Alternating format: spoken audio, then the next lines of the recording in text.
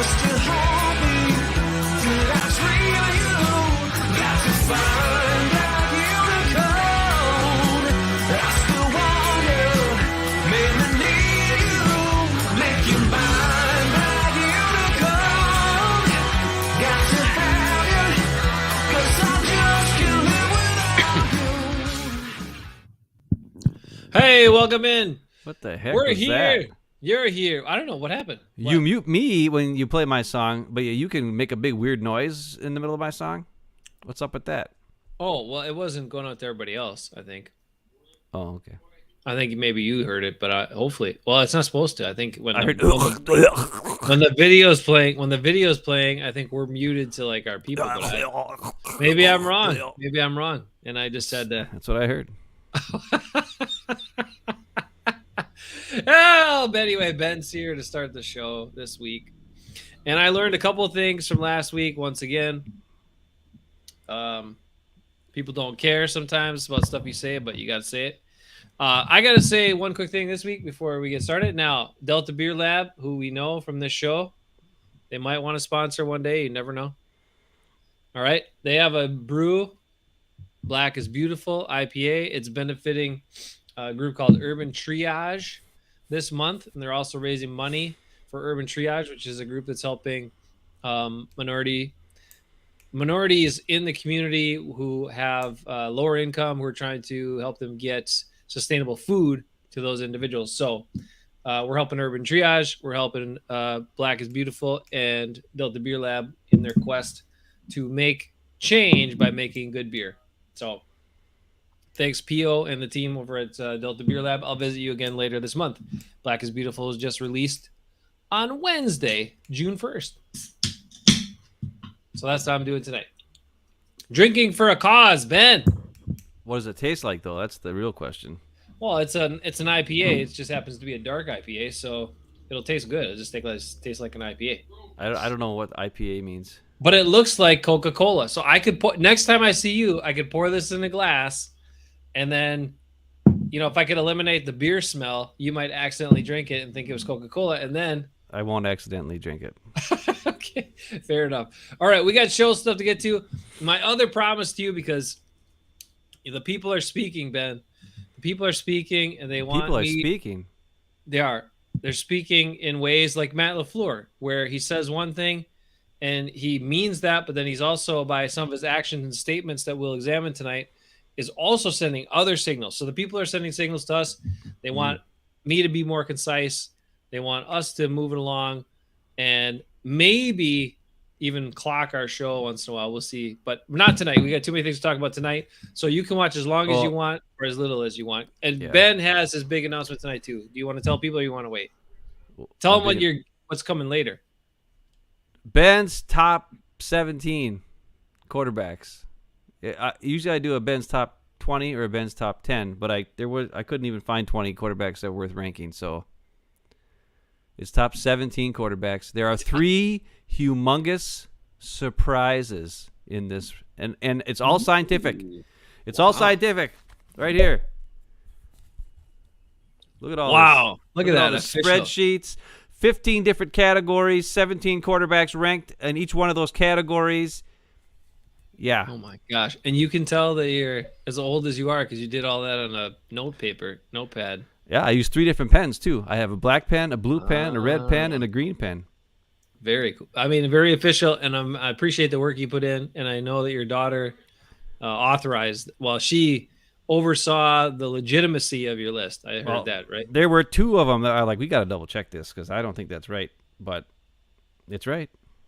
And then there's one that is going to shock everybody that, I might be a little biased there, but whatever, we'll see. Okay, quick, before we get into Packer stuff, let's give it up for Darvin Ham, new head coach of the Los Angeles Lakers. What do you think of that? Well, I feel sorry for him because he's head coach LeBron James, but it is Darvin Ham. That's cool, man. Who would have thought that the Milwaukee Buck enforcer who could only dunk and get some sort of rebounds at 6'5" power forward for some reason would somehow end up being the coach of a historic franchise of NBA basketball someday? Off the bench hustle guy for the Bucks in the 90s and early 2000s? Never would have thought it. But, I mean, apparently he's a genius or something. Besides just a hustle guy. And they said that Giannis loved him. A bunch of the Bucks players loved him. Well, yeah. And he's also he was with Budenholzer when they turned that crappy Hawks team into like a 60-plus win team. And then also this whole time with Milwaukee, he certainly paid his dues. But, players are going to respect him because he was that type of player. Like, he hustled, he played hard, he did the stuff the right way. And he, from the word on the street, and also Giannis, he doesn't take any BS. So maybe that's the kind of coach the Lakers are finally looking for. A coach that wasn't going to take no BS and, like, whip those guys into shape. Well, it's going to be interesting to see how, like, when LeBron James is your quarterback. You know what I mean? He's the main guy on your team. It could be very similar to a LaFluer Rogers situation where who's really in charge, we're not really sure. Is LeBron in charge because he's, been in the league for 20 years practically almost and pretty much runs the team, and Darvin Ham is just, hey, he's a head coach, sort of, but really LeBron's making all the calls. As we know from this week, LaFluer wants everybody there, but apparently nobody wants to be there. Not nobody, but a lot of the veterans are like, nah. And then guys that even showed up last week decided not to come this week. Well, allegedly there's some travel problems and some other stuff. Oh yeah, it's so hard to get into Green Bay. I mean, oh my God, it's a mecca of. There's so many flights to Green Bay. Like we just couldn't get there. Couldn't get there. One more quick thing about Darvin Ham. Remember, he is an NBA champion. Didn't win it with the Bucks, unfortunately, but it was on the Pistons team that won it. And also they did. I think it was Jalen Rose that pointed this out. That he was there the whole time. A big part of the time is Giannis really transitioned into the player he's become. And he also helped. Brook Lopez was not really known as a very good defender prior to his time in Milwaukee. And he became a much, really improved rim protector and a guy who's blocking shots and a guy that tweaked his game to be able to shoot outside too. And Darvin Ham was credited with helping guys with that. So maybe I don't know. Darvin Ham was credited with helping guys shoot outside. Darvin Ham never shot a ball further than 5 feet away from the basket. Just because you can't do it doesn't mean you Buck. can't teach it. Just because you can't do it doesn't mean you can't teach it. I thought it was those who can't do teach. Yes, exactly. Oh, okay, yeah. All right, we got it. All right, we'll move on. Yeah, but he has zero ability to shoot a three. And you tell me he's training guys how to shoot threes when he has zero ability to shoot a three? I don't know. Look, man, I'm just saying what I've heard. That'd be like me trying to teach somebody how to play quarterback. It would not go well. Still, his best basketball offensive attribute was the ham slamwich. We all know that. That was awesome. Remember? Ham slamwich. He could dunk as hard as anybody ever did. Just wasn't that tall. Did he break the rim or break the glass one time or something? He probably should have. If he did, I bet he did at some point. I think he did. All right, so we have some topics for tonight. Okay, first off the top. Last week, you knocked Rasul Douglas down a notch. Yep. Has he gone up? Is he tied with Aaron Jones again? Like, what did you think about his comments this week and what he had to say? He's not quite back up there yet. Where was he last week? All of a sudden, now he's there this week? Well, that was kind of the weird part because he said, well, yeah, I'm here. My teammates are here. Why wouldn't I be here? Maybe he got the wrong memo and thought it started this week, not last week. Yeah, I don't know. It's weird. Come on, dude.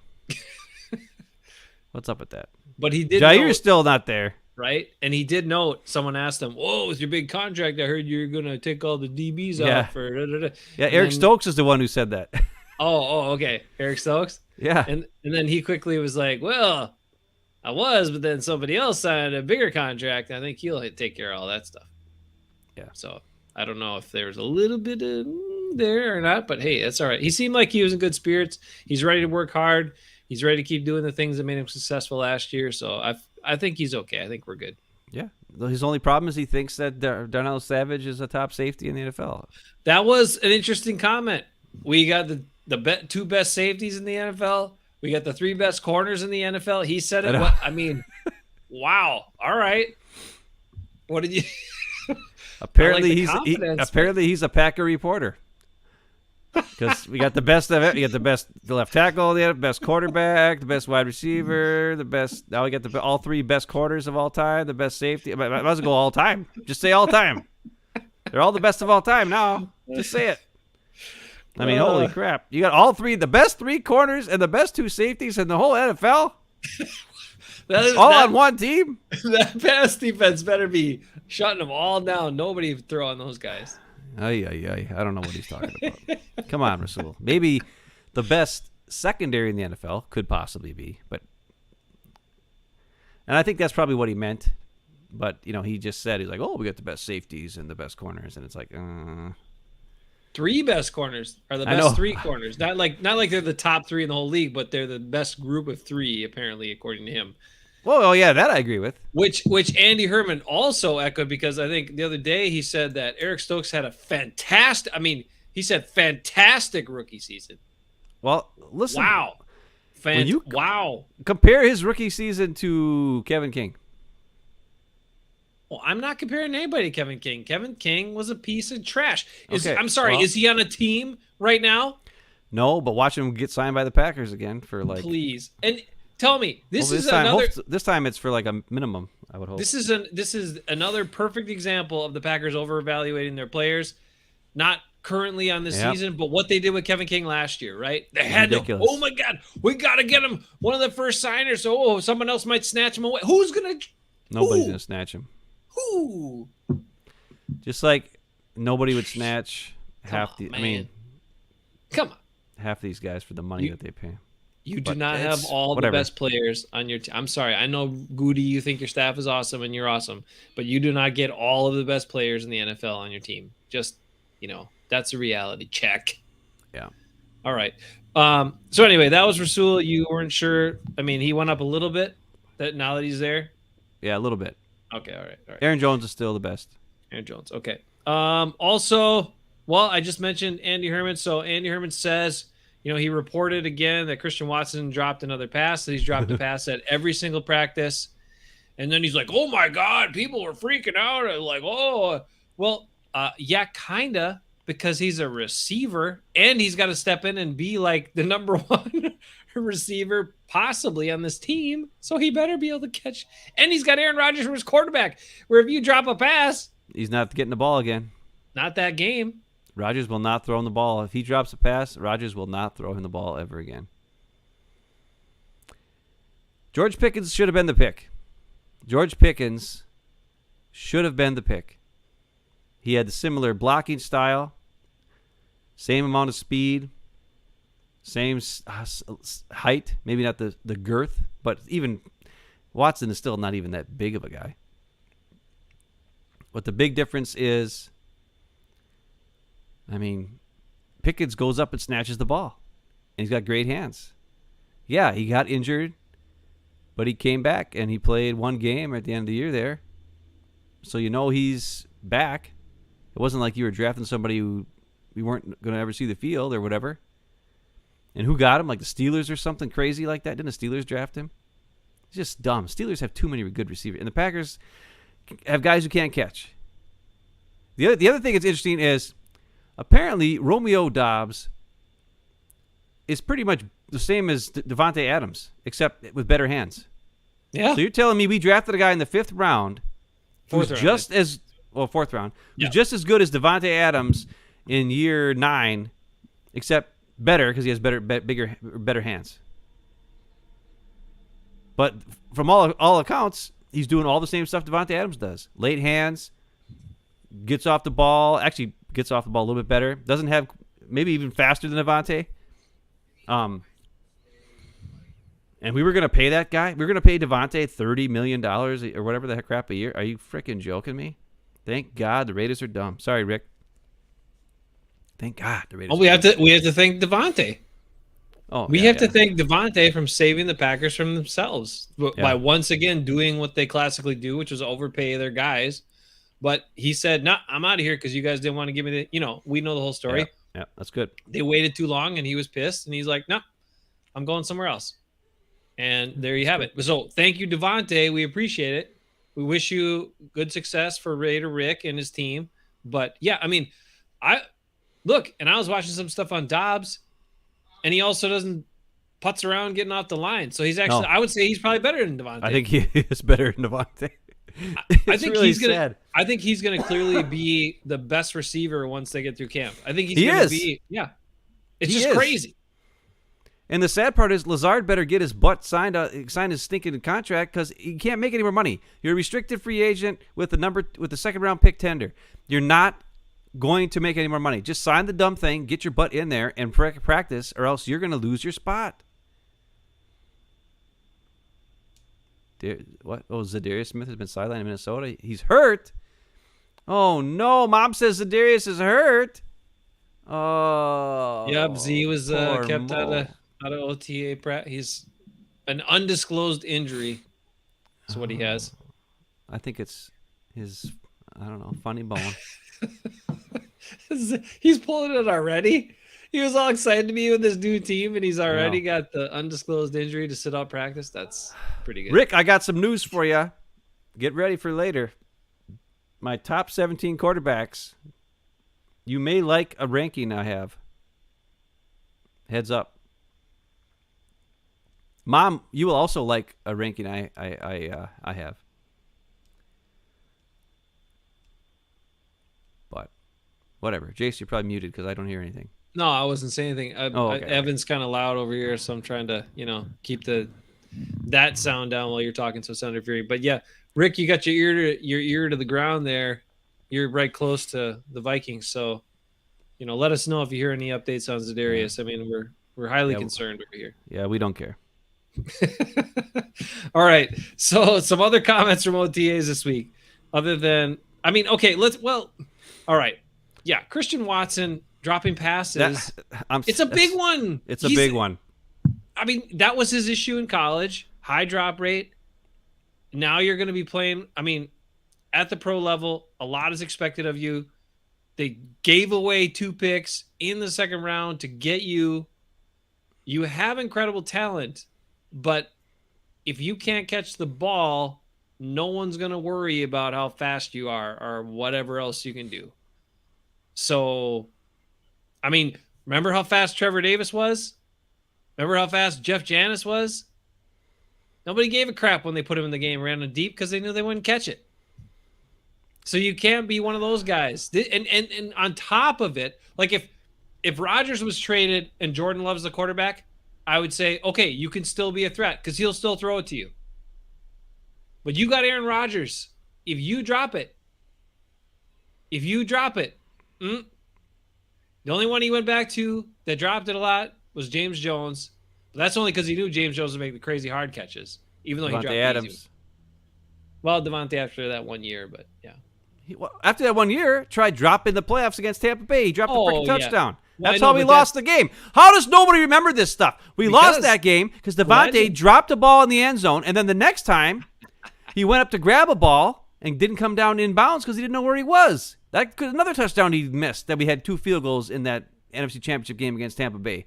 Both Devontae's fault. Does anybody remember this? No, nobody talks about it. I don't remember that stuff, yeah. Because Kevin King's played so bad, that's all anybody says. Just like this last playoffs, the special teams was so bad that it wasn't Aaron Rodgers' fault, even though he sucked. Whatever. Ding dong, morons. Okay, sorry, I lost it. I was hoping that Carr's number 2, but we'll find out. Rick. We'll get to that in just a minute. We'll find out in a while. Yeah, whenever you want. All right, so I'm just wrapping up here. Okay, anyway, we got more stuff, but yes, I know, but it's a big concern. Well, he's dropping balls on air. He's just running routes against nobody. All you have to do is catch the ball. That's your whole job. You don't have to worry about anybody covering you. You don't have to worry about an actual play. You have to worry about you're just running a route. Your job is to run this route. And he's dropping balls. That is a humongous concern, and especially for a second round pick. I'm sorry, and he seems like an awesome guy, right? He's super smart. He got a really high Wonder Rick score, and whatever. But Really high Wonder Rick scores don't equal great hands. Look at me. I caught one pass once from Chris Frederick. And the only reason why is because he threw it before I even turned around to look for the ball. It was all just instinct reaction. Otherwise, when I have to sit and think about it, when I can see the ball coming for a while, I drop it every time because I suck. But that was one time where I just turned around and there his ball. I was like, ooh! I was almost like trying to protect myself, and then I caught it. Reactive catch. And I was like, Chris Frederick, what are you doing? And he was like, I knew you weren't going to catch it unless it was, I saw you make a break on the first down, and I threw it. And I was like, all right, well, because Frederick was a quarterback. But he knew you wouldn't catch it unless the ball was threatening you? Yeah. Yeah, that's okay. pretty much it, yeah. I get it. Okay. All right, so a couple other interesting bits here. So we'll get to LaFleur last, but also okay. Last question. This is not a comment made, but a question for you. Did they give Romeo Dobbs number 87 to confuse Aaron Rodgers to make him think, oh, maybe that's still Jordy Nelson, I'll throw it to him if they put him on the field? No. Damn. Okay. No. I think he's gave numbers. He looks like he's probably going to be their best wideout. Okay. And all right. So AJ Dillon also spoke this week, right? Did you check out AJ Dillon's? I did not check all the interviews this week. Just LaFleur's. That's it. All right. And so Douglas. AJ Dillon struck me. Oh, I almost forgot the juiciest one. Second juiciest is Juwan Winfrey. We'll get to him right before we get to Matt LaFleur. Okay, so AJ Dillon was commenting about how much he loves the team, how much he's loved the Packers since he's got there. And his quote was that they're a family and everybody's unselfish. Unselfish guys doing everything for the team. That's what he feels from the I think because at least the ones that are there right now. Because of the room he's in, yes. Yes. And not only that, a lot of the receivers, because how many times did those guys have to block and never get a ball thrown to them? Oh, yeah, a lot. Except for one guy, Devontae, who's selfish and gone. Sorry, Rick. And Rodgers, who's selfish and a jerk, and that's fine. And Bakhtiari, who's selfish because he won't play because apparently his knee hurts a little bit or whatever the crap. But I don't know. It's confusing to me that he would say that, but also you got to think of the situation he's in right now. Who are the guys that are there? They're all the unselfish good guys, right? So, yeah, he's going to say that. He's surrounded by awesome guys and young guys. And the one guy who's in his room, who has been his kind of big brother around there, is the best human being on the planet that plays football. So, yeah, when Aaron Jones is the guy that you've been hanging out with for the last 2 seasons, you're going to think that everybody's unselfish and cool. Because he's the guy who gets just as pumped for you when you score a touchdown or have a big run as when he scores a touchdown or has a big run. So, I think his reality is skewed by the fact that he's got a really good room that he's in with a great leader in Aaron Jones. And hopefully, they can get it. And I know that's what LaFleur's been preaching is the whole team is first, thing is what he's been preaching this offseason more than anything. So, yeah, the guys that are there right now probably are going to buy into that sort of thing. My question is this. How many leaders of the team are there right now? Or were there for the last 2 weeks of OTAs? Who's the leader of offense? Aaron Rodgers. Mercedes Lewis. Not there. Right? Isn't he LaFleur's favorite guy? His number, he's got his jersey hung up in his office because he loves him so much? Not there. Big dog. He's a great leader, but he's not there. Preston Smith, pretty much the elder statesman on the defense, who is the Smith that was kept to be a leader on the team, not there. Now, I know he just had a kid, so I get that. That was why it wasn't there, and that's totally understandable. But even Agent Amos, who was there the week before, and all of a sudden now isn't there this week, he's the leader of the secondary. Jair Alexander, the most accomplished in the minds of reporters, not there. Leader is not there. Alan Lazard, Sammy Watkins, who free agent, experienced receiver. Thank God for Randall Cobb. At least he's a good guy, and he's there. it's just concerning that a lot of the guys who are supposedly the leaders of the team are pulling a Zadarius Smith leadership training ability here. They're following in the Zadarius Smith leadership brand, which is, I'm going to tell you that I'm a captain, even though I'm not being captainly or leaderly here, whatever you want to call it. So concerning, but not surprising. Actually, the one that was surprising to me is the Mercedes Lewis one, because that's all you hear about how he's such a great leader and such a great guy, and he's always there for Tunyon, and he's always there to help Tunyon. And I understand he's really old, and he's probably shouldn't even be on the team, to be quite honest, because I think he's useless, and he doesn't really do the thing that everybody says he does so great. But still, I thought he was the type of guy who was going to be, there for everybody. And apparently he's, him and Rodgers are apparently better buddies than we thought. They're more alike than we thought. So there you go. Well, let's talk about why that's important. So, because Andy Herman and other people have like, well, it's voluntary and Oh, sorry. One more thing from AJ Dillon before we go to that, but I did want to get to that. Is that he was excited about Kylan Hill coming back, and he said he's like a young Aaron Jones. So I know this is Aaron Jones' last season. It is Aaron Jones' last season, as more long than as likely. His contract for next season is going to be ballooned to crazy amounts, and he will not be a Packer unless he signs back. They'll cut him and sign him back for cheap, or extend him for cheap, or who knows, like restructure, do the AJ Hawk restructure, all that kind of stuff. AJ Dillon is excited to hopefully have more opportunities on the field with him and Aaron Jones at the same time, though. He's excited. Can we remember how whenever they did that 2 years ago when he was a rookie, awesome things happened, and then last year they never did it. They never ever had him out there together, and it's like they had more plays in 2020 with Jamal Williams and Aaron Jones than they had with A.J. Dillon and Aaron Jones last year, which makes no sense because A.J. Dillon's way better than Jamal Williams. It's just dumb. Put all your weapons on the field. And that's the other thing. It gets into the whole Ben Sermons thing and who's playing and why they're playing, and LaFluer doesn't know because he lets the position coach decide who's going to play. It's like, no. How can you call a play and not know who's in the game? It's dumb. It's dumb. And I don't know how reporters don't ask him about it and be like, dude, you tell me you call a play and you don't know who's going to be in there? That's dumb. Because there's certain you're telling me you're going to call an outside run for A.J. Dillon? No. I mean, I don't know.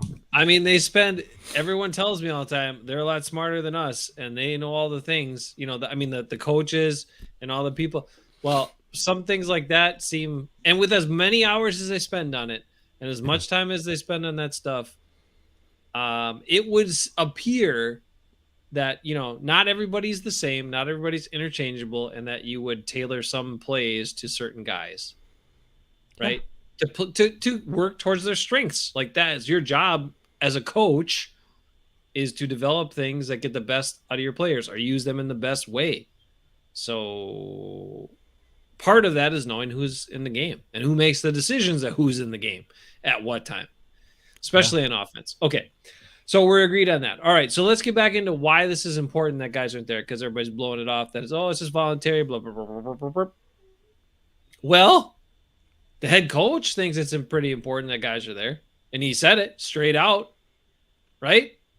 And some people were like, whoa. What did you think about Matt LaFluer coming straight out and saying it? I was actually surprised. Because, I think gradually with each press conference, he's gotten more and more assertive as to letting everybody know that he wishes everybody was there. He wants everybody to be there. Because the first couple times he's like, well, yeah, we as a team, we would like to have everybody here, but it is voluntary. That's how it was the first time. He quickly, it's voluntary. And then the next time it was, well, yeah, we'd really like to have everybody here because, we're putting in the installs and blah, and he gets more into it, and he's like, but it is voluntary. And it wasn't like but it's voluntary. It was it's voluntary. And then this last one was, I would like to have everybody here. And then he didn't say that it's voluntary. He just said everybody is like really everybody. We'd like them all to be here. Period. End of story. That's calling out guys. If this is an all-in Super Bowl team, everybody should be there. I don't care. And people be like, "Oh, they don't need it. They don't need it. They don't need it." You said it. LaFleur said himself. We are laying the foundations for what our team is going to become right now. Right now.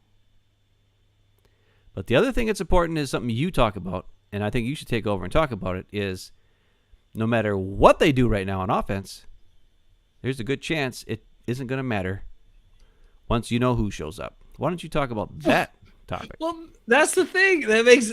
Okay, this is why I'm saying Matt. Okay, there's a few things going on that Matt LaFleur said. So there's that one comment that everybody's like, oh my God, about the guys he wants. If it was up to him, I want everybody here.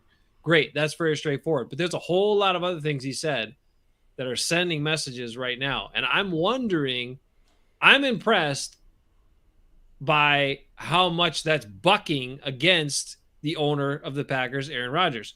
So one thing he said, what you're talking about, is he said right now, we are laying a foundation for our season with the offensive installs and with everything else. Right now we're laying a foundation for our season with what they're putting in and teaching guys at this point.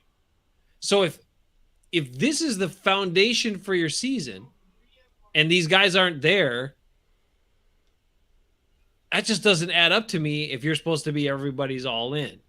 Number one. Number two is if you're just think about this. All these new receivers, all these guys that are new to this team, to this offense, especially the rookies.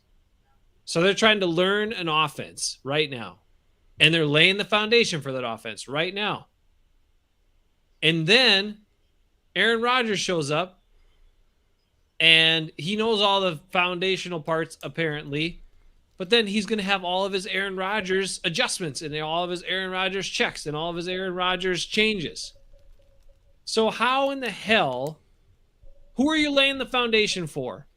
And what is it going to do to these receivers that are just trying to come in and learn offense and play fast? That's my other concern. LaFleur also said this week, we want guys to play fast. We want guys to play free and fast. Well, I'll tell you right now, if you're a receiver and you tried to learn a play and they call the play and then your quarterback changes stuff, you're not going to be playing fast. You're going to be playing up here like, oh, crap, what am I supposed to do? Oh, wait, what does that mean? And then you're not playing fast. And then you're not even playing football. So how the hell is all that going to work? That's my question. But I like LaFleur sending strong signals out, but they don't. I mean, they conflict with the whole we're placating to having our magical quarterback come back. It's crazy to me. I'm really intrigued to see how this season is going to work out, especially when Rodgers gets back and all this comes together or doesn't come together. We'll see. Well, David here is saying that when LaFleur said, I don't know what the quote exactly was. I thought it was, we'd like to have everyone. I want everyone here, or you'd like to have everyone here. Maybe saying I want to see everyone here could possibly be a breaking of the rule, because wanting, but it's not requiring. So as long as he's not requiring, it's not breaking any rules. It's just, wanting and would like are two ways of saying, hey, it's not peer pressure or it's not coach pressure or whatever it is, but it's not something that's breaking a rule or anything. And he did say they can't find anybody. They can't do anything like that. And he specifically, before he said that, he said, well, if you're asking me or if it was up to me, I would want everyone here. That's what he said. But it's, But the other thing that's very interesting is, we talk about Aaron Rodgers coming back and how he calls his own plays. He has his own audibles from previous systems that sometimes guys don't even know what they are. They have to learn. Wide receivers have to learn two different audible sets because there's the LaFleur offense and there's the Rodgers audible offense and all that kind of stuff. And Rodgers is, when he comes back, is he going to be all in? I don't know. Here's a quote.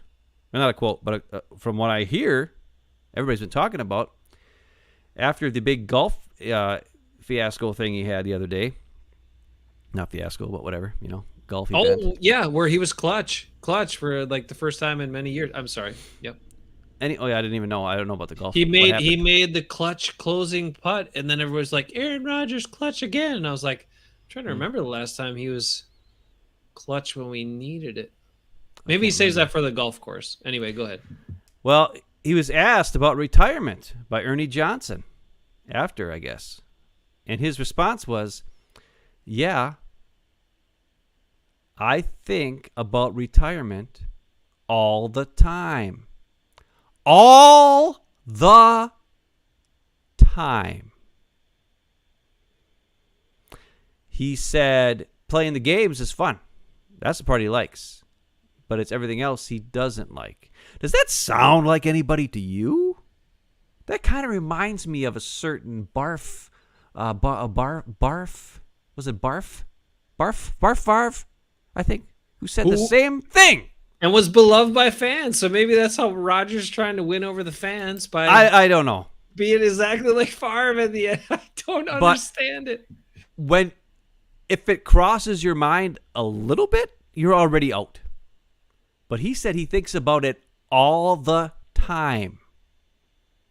Why the hell did he sign a 3-year extension with $150 million guaranteed then? I'll tell you why, because he won $150 million guaranteed. He's not there for the team. He never wanted to be traded. His whole thing was to get $150 million guaranteed. $150 million guaranteed for a guy who thinks about retirement all the time, was the quote. Really? And that's the quarterback of this team. And that goes yeah, go ahead, finish. Well, they got the defense ready to go. They have the best running back combo in the NFL. Really? This team's ready to win if you just run the ball and play defense. And the only guy who can screw it up is the guy who thinks about retirement all the time. I'm going to be watching this guy like a hawk all year long. And I will call out every mother frickin' thing he does and says that possibly could ruin something. Because I'm a Packer fan. Not a Rodgers fan. A Packer fan. And if Rodgers ruins the Packers season, this one or next one or the year after or whatever it is, however, because he thinks about retirement. If you think about retirement, you're done. You're already out of the game. You're not 100% in. The only reason why Favre came back and played so well with the Vikings is because he wanted to stick it to the pack. That was the only reason. He wanted to make them look stupid. Rodgers doesn't have that. He already stuck it to the pack. They drafted Jordan Love. He went out and won 2 MVPs in a row and stuck it to him and forced them to sign him to a $150 million 3-year contract guaranteed. And now he's going to sit there and I think about it all the time. Really? So I was just going to say that really goes along with A.J. Dillon's a family of unselfish guys doing everything for the team. Right? Your number one captain, leader. Jesus. Oh, David, I feel the same. It's such a mess. It's such a mess. I cannot believe they didn't move on, like trade him and take all the picks from Denver. They did everything right this year, except for that one thing, which is the biggest factor to everything, because he's the guy that's going to touch the ball every single play. And the worst part is he's still a good quarterback. Yeah, like if he ran the LaFluer offense, the Packers would win every game. I honestly think they would. Because guys will be open, and the running game would work. I mean, they need a little bit better offensive line play. But with Billy Turner gone, that's already a step up. Whoever's in there is going to be better. Because at least they'll try. With Lukey Patrick being gone, that's a step down. Roy spoke this week too. So did he? I didn't see. I didn't see anything. But wasn't particularly good. But yeah. But I just had to bring that up because I know you didn't hear about it yet, and I wanted to show, talk about it live and see your reaction to the. He thinks about retirement all the time. I had read a little something on that he said something about thinking about it, and I was just, again, it just begs the question. Then why did you just sign a 3-year extension? And Money. You're right, money. Now the interesting thing is, if he exits out of that early, will the Packers have the cojones to ask for some of their money back? They better. What are you doing? I don't know if they would do it, but they should. Won't. They don't. Are you kidding me? They don't have the guts to do it. If they had an owner, they would. But they don't have an owner. I mean, Rodgers is the owner. He owns the team. He owns the Bears. He owns the Packers. We all know this. Who he doesn't own? The Lions, because the Lions have beat him about half the time in the last few years. God damn, the Lions are a fun team, and they're doing it the right way too. Like, nobody's talking about them, but I don't know. I mean, I know they're kind of a mess at quarterback, but they got a lot of other good stuff going on their football There's a team. quarterback available who's a pretty dang good quarterback, according to Ben Hafman, who doesn't have a team right now. Sorta. He has a team, but he really doesn't have a team. But we'll get to that whenever we have time. Before we jump to the next thing, this comes in because you just mentioned Brett Favre and his stick it to the pack season. Did you know that was his only season that he had a quarterback rating of 100 or better? Yeah, I know. It's Brett Favre, dude. He threw more picks than anybody in the history of all time. And did you know? That's his one record that will stand forever. Most interceptions of all time. Brett Favre. I know. But did you also know that there was one other quarterback that I know of currently? I mean, there's many of them, I'm sure. But there's another quarterback who played quite a few seasons and quite a few games, and who also had the same number of 100-plus quarterback rating seasons as Brett Favre, one. But he was not a multiple-time MVP. He was not a Pro Bowler. He was not all that stuff. And he just retired with his giant beard and giant brain. Fitzmagic. It's magical. Yes. Also so Brett Favre and Ryan Fitzpatrick, the same amount of 100-plus quarterback rating seasons in their NFL careers. Yet one is a first ballot Hall of Famer, and the other guy is not even going to be sniffing the Hall of Fame. And the other guy played for 9 teams. And I would have rather had him than... And brought excitement. Yeah, he's crazy. He's crazy. He would have done great on the Wonder Rick. Anyway, tip of the cap to Ryan Fitzpatrick for a hell of an NFL career. Like, that guy he just fought his way in there. And teams kept trying to find guys to replace him, and then they kept going back to him because they're like, this guy we tried to replace you with isn't as good. And then he'd inevitably have one of his stinker games, and they'd be like, oh no, got to bench him again. But then he'd throw for 5 touchdowns. So I don't know. Well, the difference, I don't know if there's much, maybe a little bit difference, but him and Kurt Warner are very similar. And they're like, though Kurt Warner probably had a bunch of 100 ratings in years, I guess, so maybe not. But Warner would have some years where he stunk. But he just happened to have good years at the right time and got his team he was on a good enough team to get to the Super Bowl and win it. And win MVP one year because he was so dang good. See, that's the difference. Like, Fitzpatrick would have like 2 good games and then a real bad game, and then 2 good games and a real bad game. Where Kurt Warner would have like a really good season and then like a really crappy season. So he was like just be like the whole season would be bad. But so that's what allowed him to be Hall of Famer. Where Fitzmagical, been on the bench so many times that, but he was the guy. He came in off the bench and won games. How many times? Just crazy. I wish one of those teams he was on was the Packers at some point. Well, I would have taken him. I mean, let's not get crazy here. I mean, we had Aaron Rodgers. No, but Rodgers had for a good 8-9 years. Rodgers was really good. I know, but he had injury seasons too, where if you could have a guy like that come in and take over as quarterback, I mean, damn, we could have probably. Are you telling me you would rather have him than Seneca Wallace? Yes. I mean, think Brett about Hundley. Are you sure? Think about those seasons. If a guy like Crazy Fitzpatrick would have been on the bench and just step in there and sling it around, and who is the guy from Wisconsin? Scott Tolzien. Really? Scott Tolzien. Fitzmagic over Scott Tolzien. I don't know. Nice guy, but not that good. Actually, he had Ryan Fitzpatrick had like an 82, 83 quarterback rating for his career, which is only a few points below Brett Favre's career rating, by the way. Yeah. And also he had like 9 seasons of a quarterback rating over 80 for his career. And Brett Favre, I think, only had 13. And Brett Favre played longer and a lot, So anyway, just I mean, one guy's a first ballot Hall of Famer. One guy is legendary. The other guy is legendary for other reasons, but not have the same accolades as a quarterback. But I think he's pretty awesome, and he had a great career. Anyway, he called it quits. Congrats to him. He's awesome. Word on the street is he's going to be working some football as a football analyst here, probably for the Amazon broadcast or something. Yep. Well, that's something I'll be able to watch. Thank God. I'm actually happy about that Thursday night Amazon thing because I got Amazon Prime. I would watch it anytime I want or whatever. It'll be good. That's true, David. He might have run LaFleur's offense. Yeah, probably. You would have ran it perfect. So the other thing about Matt LaFleur, the other signal that I was like, okay, about Matt LaFleur is that, so remember how a couple years ago, Matt LaFleur brought back the joint practices, right?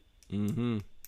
And oh my gosh, Aaron Rodgers had a lot to say because that was Matt LaFleur's first season, right? Rookie head coach, legendary quarterback. Oh, he had a lot to say about those joint practices. How, we don't need that. And that's just all blah, blah, blah, all this stuff about it. He didn't like it.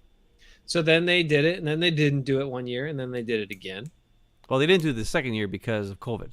Okay, COVID. Okay. Well, okay. But now Matt LaFleur was asked about it again, and he's like, yeah, we're doing them. We're doing them with the Saints. So joint practices again. Even though Aaron Rodgers has spoken out against it. So what does that say to you? Matt LaFleur's got one of the toughest jobs out there. I'll say that when you look at all the crap he's got to try to balance and deal with. But it seems like to me, he is taking a little more of the reins and saying, there's certain things here we're going to do, and we're going to do what I want to do. And I hope he can do that more with his quarterback and the offense. But I like some of these things that he's holding his ground on, and that's one of them. So he said that this week too. He needs to do that more, especially when it comes to play.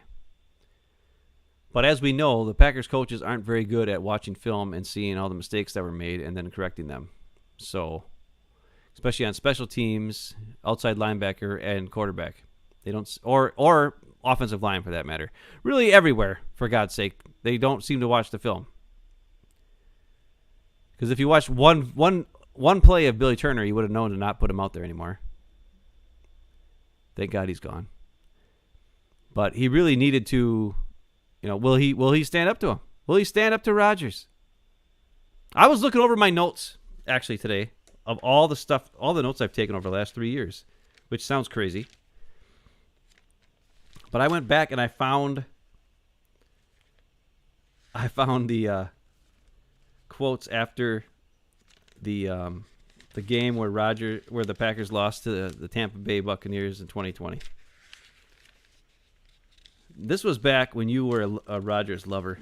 Hey, Zero's in the house. Zero, we haven't heard from you in a Zero! while. How you doing, Zero? Hey, Rod playing golf while LaFleur's trying to get the rest of the team ready. Pitiful. Yeah, Zero. Bring it. Good to have you back, Zero. How you doing? I'm trying to find that now, dang it.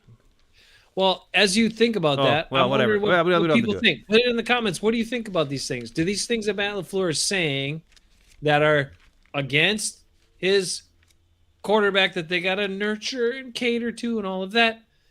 How do you guys feel about that? To me, I think it shows some strength from the guy, and I hope it means he's going to have more control, but we'll see. He gets paid a lot less, as we pointed out numerous times on this show, than the star quarterback. Yeah. All right, what do your notes say? You got something? Oh, well, I'm just remembering the notes from that game. Are you ready?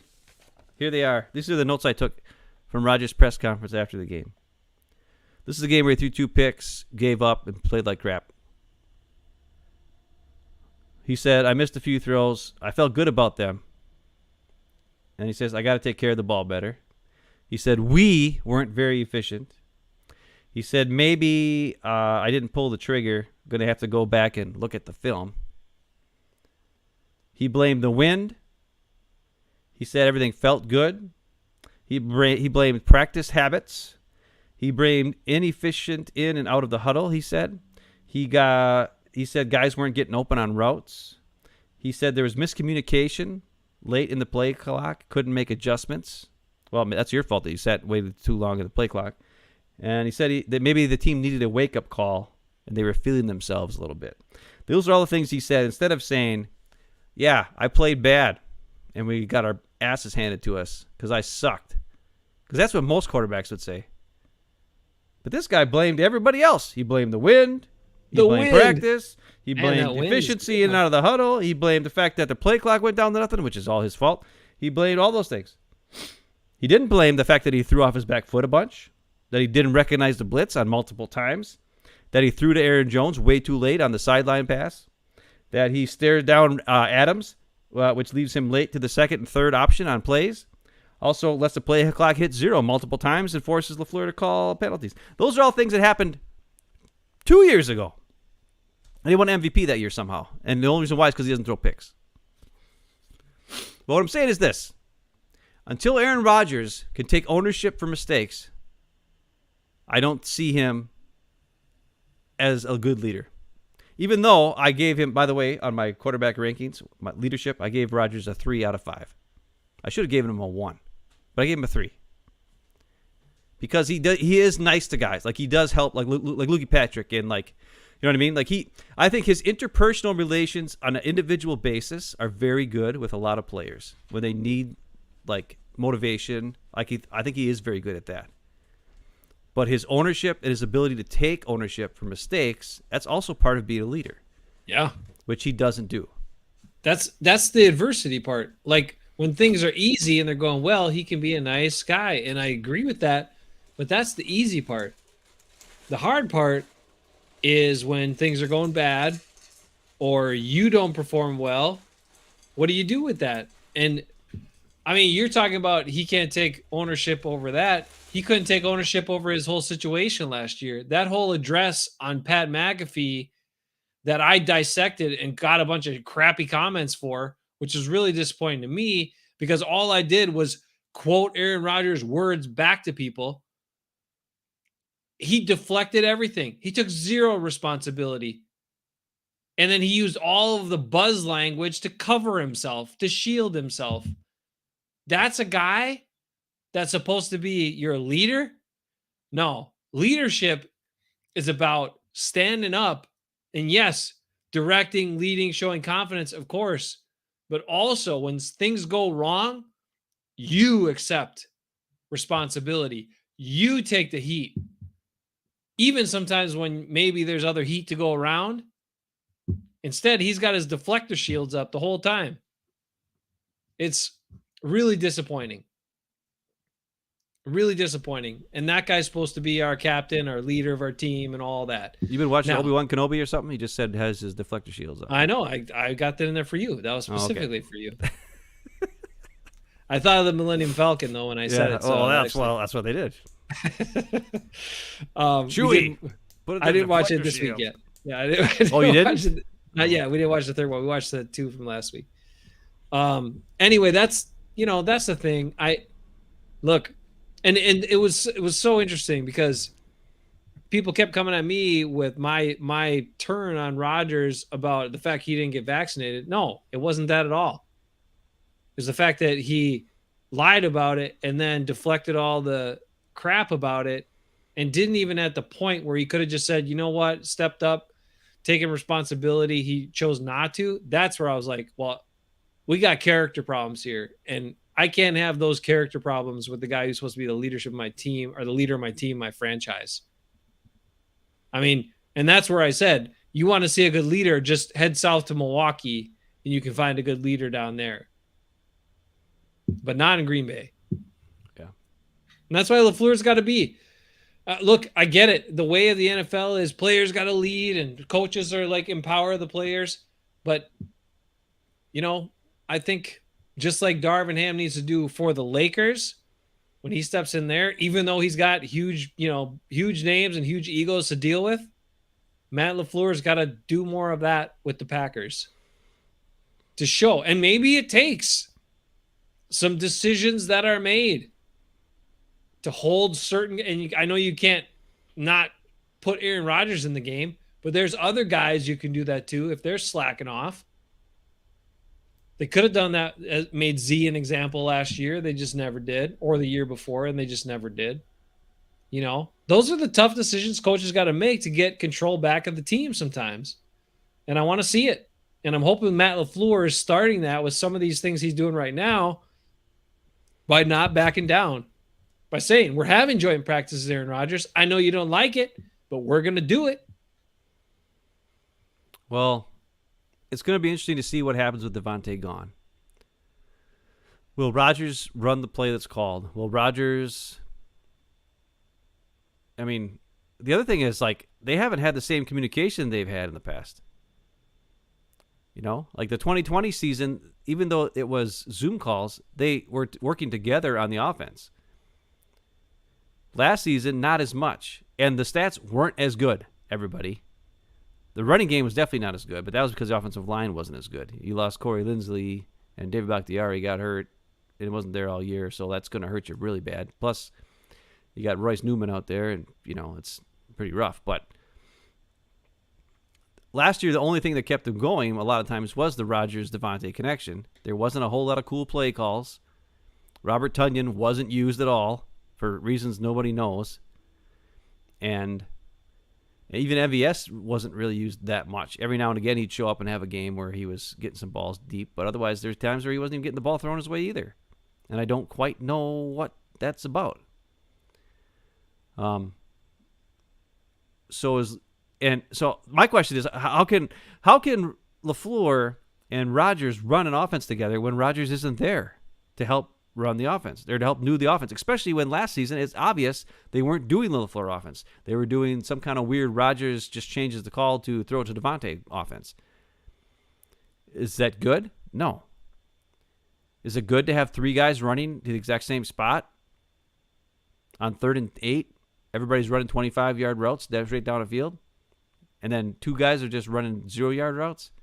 That doesn't get you first down. But that's what they ran last year against the 49ers in the playoffs. It was dumb. They need to have better plays. And they need to work together. And if he's not there, they're not working together. And if there's not much communication, because there isn't, they're not working together. So that's what concerns me. What do I really want is for me to be wrong and for Rodgers to come in and play as a team and do the right thing and have everybody work together and have LaFleur call the plays and have it be cool and run the awesome plays we saw when he, you know, like when Robert Tonyan had 4 touchdowns and, you know, there were a couple plays that were called for him. There are a couple plays where Rodgers just, you know, like Tonyan fell down that one time and then got back up, but it was like a 50-yard bomb touchdown. That was awesome. The Alan Lazard, you know, game against New Orleans, 2 years ago. The Aaron Jones against Kansas City 3 years ago, where they ran all those cool plays for him. They had him lined up at wide receiver, and they had the wide receiver screen that he took to the house. And I mean, there was no creative plays last year. It was really weird. And because the run blocking wasn't as good, we didn't get as many big Aaron Jones plays. I actually, the other day on NFL Network, when I still had cable, I got rid of it again. But they had the Bengals-Packer game from last season, you know, the one with the whole 25 missed kicks. I forgot that Aaron Jones, like, at the end of the fourth quarter, had a killer run where he, like, the guy got him 5 yards in the backfield. He broke the tackle and ran for 50-some yards and got him into field goal range. Like, he was the one, like, Mason Crosby should have made that field goal, and then the Packers would have won, and everybody would remember the Aaron Jones big play. But because there was 7,000 missed kicks after that, nobody remembers the Aaron Jones awesome play. Yep. You know what I mean? That's the way it goes.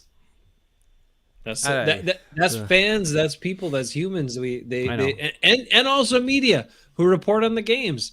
They, like, sometimes those huge plays. That's why, you know, as a person, I know it was just on a high school and collegiate level when I broadcast games, but talking to some of those coaches that I got to talk to about how they perceive games and the importance of things that happened in the first quarter just as much as things that happened in the fourth quarter. Like, most coaches remember that stuff and they look at that, and those are the things they talk to their team about when they don't succeed or when they have, things to work on. But like fans and the media, everybody's all like, fourth quarter, what happened in the last 2 minutes? What happened? Like, dude, you can lose the freaking game in the first quarter. And you can win the game sometimes in the first quarter. But so all the plays that happen, that's why you got to be so dialed in, and you got to have that attention and effort all the time. And that's why guys like Za'Darius drove me crazy, because the effort wasn't there most of the time. Yeah. But anyway, interesting point when you talk to most coaches, how they stress that and they look at it and they see like things that happened early in the game and how if that one thing was different, the end result could have been different. But we as fans and we as a lot of people, just humans, a lot of times we're just so dialed in on what happens at the end, and then the media hypes up the end. And so you oftentimes forget some of those really amazing things that happened unless they seem to be the game-turning play. All right, you got your quarterback evaluation. We have one final thing after that. And I do have one more. Before we get to your quarterback thing, let me share this real quick, because this is last week we talked about PFF and the people that view PFF, that keep quoting PFF to me as law and like PFF, blah, blah, blah, blah, blah, blah. And they said Eric Stokes was awesome and all these things. And everybody says, all right, I give almost zero credence to PFF. And I don't care if it's supposed to be the standard at evaluating football players, because I look at what I see players do and I see how the game goes. And that's how I make my determination whether I think that was a good play or that's a good player or a consistent player or not. And let's see. Here we go. Oh, somebody doesn't like that we don't like Rodgers. Well, we appreciate your comment, Bobby Grace. Stop and leave the Packers and go root for another 31 teams. If you hate Rodgers, why the heck are you still cheering them on? Because we're Packer fans. Because we're Packers fans, Bobby Grace. We've been Packer fans. Not Aaron Rodgers fans. Packers fans. We were Packer fans when they had Randy Wright. We were Packer fans with Lynn Dickey throwing to Paul Kaufman. Yep. Aaron Rodgers is just another guy on the team who in a couple years won't be on the team, and there'll be another guy to root for. That's true. That's true. We love the Packers. And when a guy takes over and takes hostage of the team, it's concerning. And we've listen. First of all, my brother I turned him over to the Rodgers. I don't hate the player. I don't hate the player. Aaron Rodgers turned me over by his actions and words and not accepting responsibility. Aaron Rodgers in 2009, 2010, 2011, 2012, 2013, 2014 was amazing. Mm-hmm. He read the defense. He anticipated throws. He threw to guys in stride. He would go through his reads. He played quarterback the way a quarterback should play, and he was the best quarterback in the NFL. Period. End of story. And my favorite player. I have an Aaron Rodgers jersey. Something happened in the later years of Mike McCarthy, after he got injured, after Jordy got hurt. Even with Jordy, though. It started with the Jordy, where he threw the back shoulder to the Jordy. It stopped being plays, and it started being... And it happened because Denver figured him out. I don't know if you remember, I can't remember what season it was. Denver figured out, we're going to play man defense, and we're going to chuck the receivers to the line of scrimmage. And then took away all the pass concepts, because Mike McCarthy's offense ran as, instead of being an offense that used route concepts to get open, it was more one-on-one battles. So if you're playing off because you're worried about Rodgers' arm, the one-on-one battles are always won. Like there's always somebody open, and Rodgers is good at reading defense. He's a good quarterback. We're not saying he's bad. He's a great quarterback. Yep. What happened was, after the Broncos figured that out and they stifled the Packers that game, then a lot of teams changed their philosophy and started beating up the Packers receivers.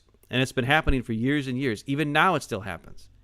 And the worst part is the Packers' quality of play at receiver has gone down over the years, to the fact that they have one guy, Devontae Adams, who can sort of get open every now and again. The other guys all have to be schemed open. Okay? So if you have a team that needs your receivers to be schemed open, but your quarterback doesn't run the scheme, which is what's happened over the last couple of years, that's the disconnect between Rodgers, who is a great player, and LaFleur, who could be a great coach. And the team still wins because Rodgers is a great player. And I don't hate Rodgers' play. What I hate is the fact that I know he can be the quarterback that we saw him be in the past. And my hope is that with Davante gone now, hopefully he will buy into LaFleur's scheme. He will buy into the fact that you can scheme guys open. They don't have to be superstars.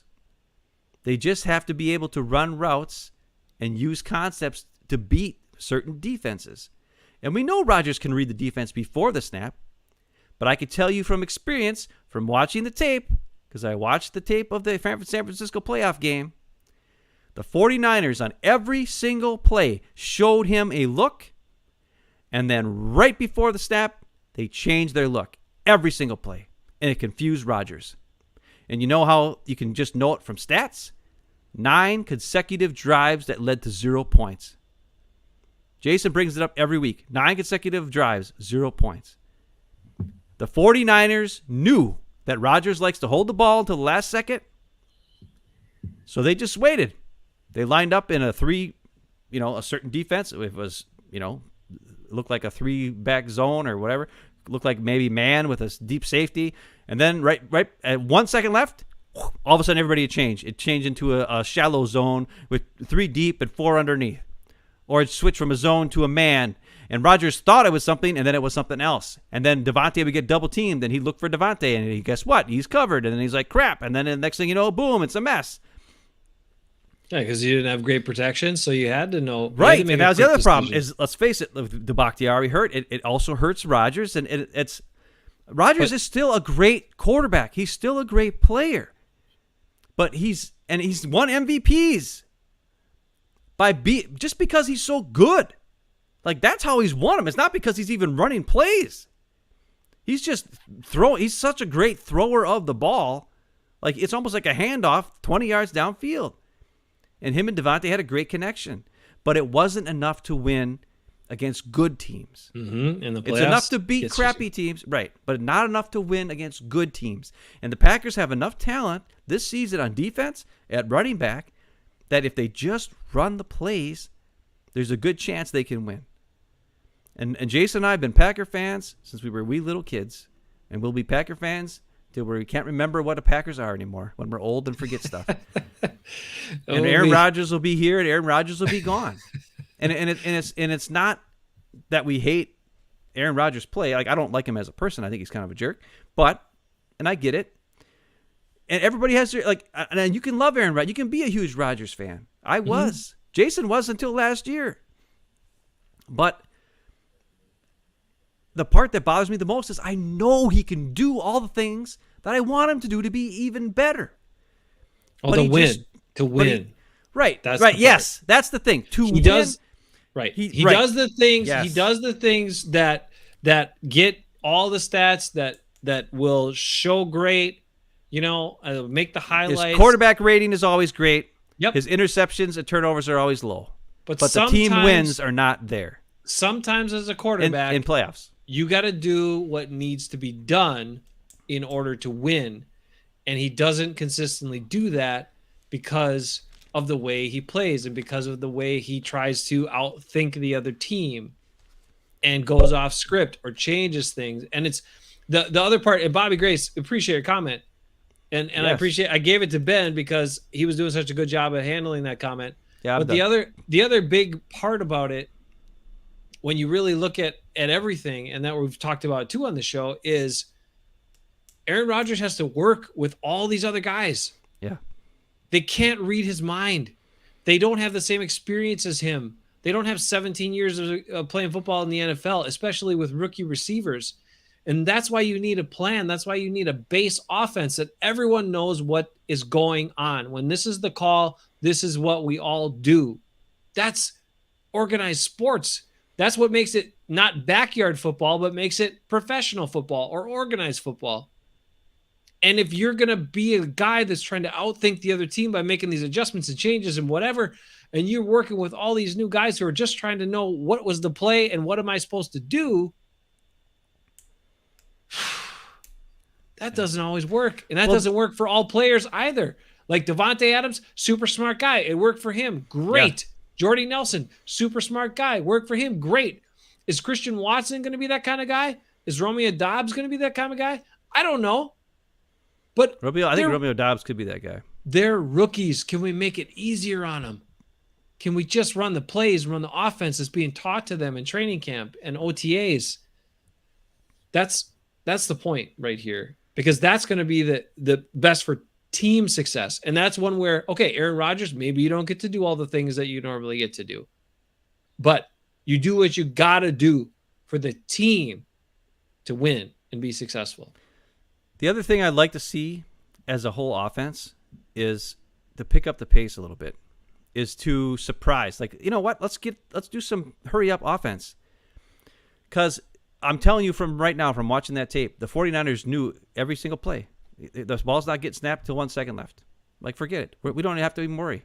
They were always prepared, ready for anything that was going to happen. Anything. And they would change and confuse Rodgers, a 16-year veteran, 17-year veteran. He was confused.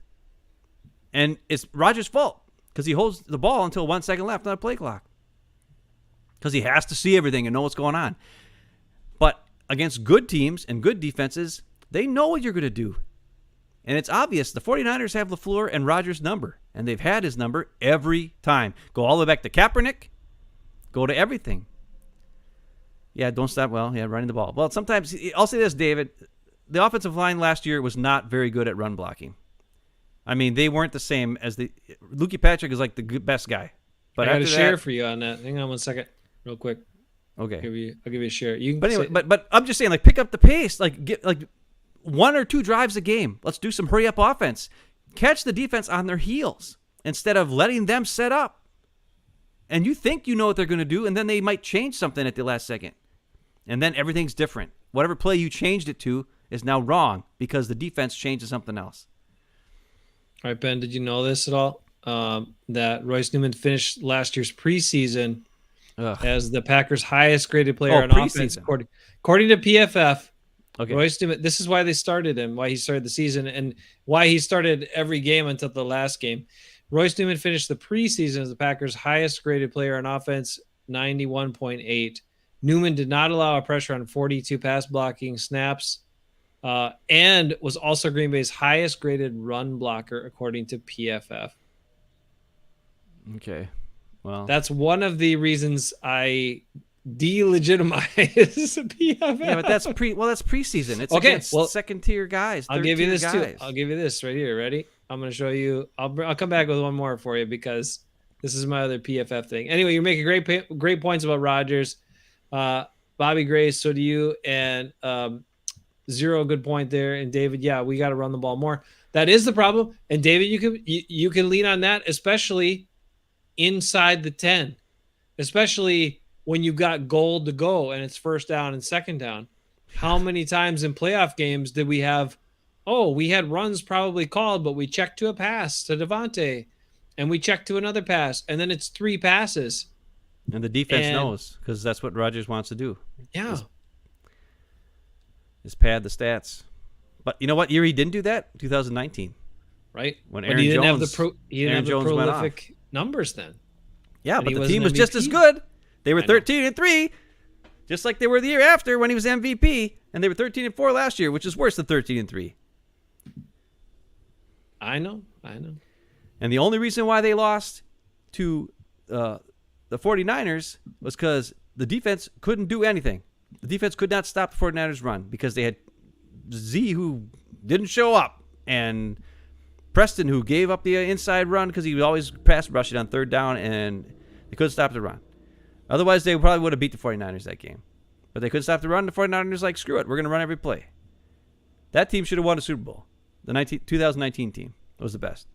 And the 2014 team, too. Which, Tramon Williams was an Alumni Spotlight. We'll finish up with that here tonight. But let me give you this as well, Ben. This is my last thing. I'm just gonna PFF. I'm gonna myth bust PFF for you. I'm gonna make PFF's credibility. I'm gonna show you that how much it should lack credibility. Okay, here's Royce Newman. Royce Newman and his PFF grade from last season. Okay, he had 1,084 snaps. His overall PFF grade 55.7, which is not good. Granted, 55.7. Okay. But now I have to show you another person's grade.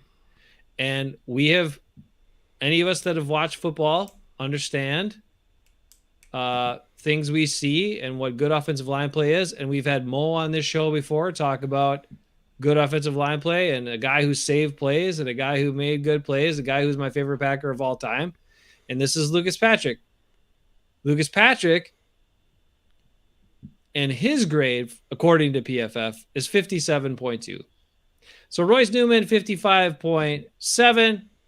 Lucas Patrick, 57.2. So according to PFF, Lucas Patrick is barely better than a guy who hardly blocked anybody, stunk up the joint all season long, and so that doesn't make any sense. He had 5 penalties, which is tied for the 10th best in the NFL of all offensive line. 1 sack allowed. 1 sack allowed, which is a tied for 23rd, which is apparently one, I guess there were 23 guys who didn't allow any sacks. Okay. But whatever. So Royce had 6 sacks allowed. That means he was in the top 10 and top 23, yet he had a rating of 57.2. This is what I'm telling you. So don't quote me PFF anymore any because I don't buy it. I am no PFF. PFF means nothing to me. So anybody that wants to send me stuff and quote me PFF, I think they don't quite understand offensive line. I don't think they do either. What do they base these grades on? Who's grading them and what do they base it on? Because O-line, they don't know what the hell they're doing. All right. We have Ben's quarterback ratings and the surprise. Well, let's do it. All right, here we go. David likes our running backs. All right, David. All right, here we go. Quarterback rankings. Quarterback time with Ben. Every time right about now I do it. This year I did it even more in depth than I've ever done it before. I have 17 rated quarterbacks. Usually I do 10 or 20. I rate them in 15 categories. Here are the categories: arm strength, accuracy, touch, throwing from weird angles. Which is a weird one, but I made it up. Anticipation throws, reading the defense before the snap, reading the defense after the snap, pocket presence, escapability, extend plays to throw the ball, extend plays to run the ball, called runs, leadership, intangibles, which cannot be ranked, but I ranked it anyways. Sorry, Rick. I know Rick always says intangibles can't rank, but I don't care. And then decision making. All right, those are the 5 different rankings, 15 rankings for these 17 quarterbacks. I gave each quarterback a ranking of between 1 and 5, with 5 being the best. Actually, I take that back. There were a couple zeros for some things. And just some highlights here first. For throwing arm strength, out of my 17 quarterbacks, the weakest arm strength was a 3 for Mac Jones. Everybody else had a 4 or 5. For throwing accuracy, the weakest accuracy was Lamar Jackson. I gave him a 2. Everybody else had a 3, a 4, or a 5. Terrible. If you ever watched that skills challenge at the Pro Bowl, he couldn't hit he was terrible. I might have gave him a 1, but I gave him a 2 out of respect because he won MVP once. I mean, he's better in games, I think, than he was at just throwing it. I don't know, but anyway, go ahead. Yeah. For touch, everybody was 3, 4, or 5. They're unless there was a big 1 or 2 guys. I didn't really say it, whatever it was. For throwing from a weird angle, there were 2 guys that had 2s. That was Kirk Cousins and Matt Ryan, because I don't like Matt Ryan so much. But everybody else was a 3, 4, or 5. What was it? Oh, anticipation throws. There's one player with a 1. That was Aaron Rodgers, because he never throws anticipation balls ever, because he's afraid to throw interceptions. He got a 1 for that. He used to throw anticipation throws back in the day, like you were talking about. It was awesome, but now he doesn't. He has to see you open before he throws it to you, unless your name's Devontae Adams. What do we got next? Read the defense before the play. Everybody's 3, 4, or 5. Nobody's really that bad. Read the defense after the play. There's one player got a 1. That was Aaron Rodgers. Because watching that, I'm sorry, I gave him a 1. And there was one player that got a 5. That's Tom Brady. Dang, So, old man Tom Brady. Tom Brady got a 5. Aaron Rodgers got a 1. Who's aging well. Did you see that picture of like the 4 of them at the golf thing? Tom Brady, man, I don't know what does he do? Skincare, what he eats, like. Yeah, that's what he eats. I think he puts kale on his face. Damn. Anyways, I gotta start doing that. Pocket presents. There were 2 guys with 2s, Kirk Cousins and Ryan Tannehill. And there were 2 guys with 5s, Joe Burrow and Tom Brady. So there you go. What's my next stat? Oh, yeah, escapability. Everybody got pretty much, well, there were 3 2s, a couple 5s, but Tom Brady got a 1 for escapability. Danger Russ. Yeah, Russ got a 5. No, I think I gave him a 4 because he gets sacked a lot. He does kind of. I was going to give him a 5, yeah, so I gave him a 4. But he can escape a lot. Let's see, what was that one? Escapability. Okay, extend to throw. So you escaped and then you extend a play to throw the ball. Tom Brady got a 1. Patrick Mahomes got a 5. He's the only one with a 5 because Aaron Rodgers used to be good at that, but now he gets sacked. Or he doesn't get away as much as he used to. But he still got a 4. Rodgers got a 4 on that, just so you know. Everybody who thinks I'm a hater of Rodgers, I'm not. I just hate him as far as anticipation throws and reading the defense after the play is already in play.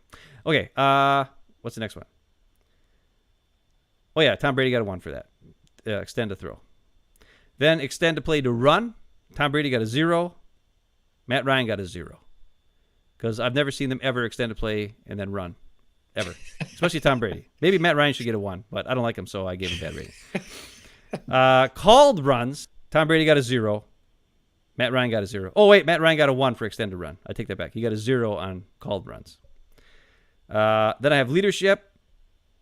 There were a couple 5s. There's only 1. That's Russell Wilson, because he's the fakest son of a gun in the history of all time. I should have given him a 0, but I gave him a 1. Russell Wilson got a 1 for that.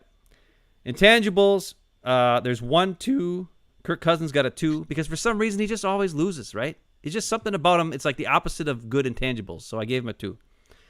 Aaron Rodgers got a, what did he get? 3. Tom Brady got a 5 intangibles because he wins all the damn time. I'm sorry, he's got 7 Super Bowls. You get a 5 for intangibles. Sorry. Most guys got 3s and 4s.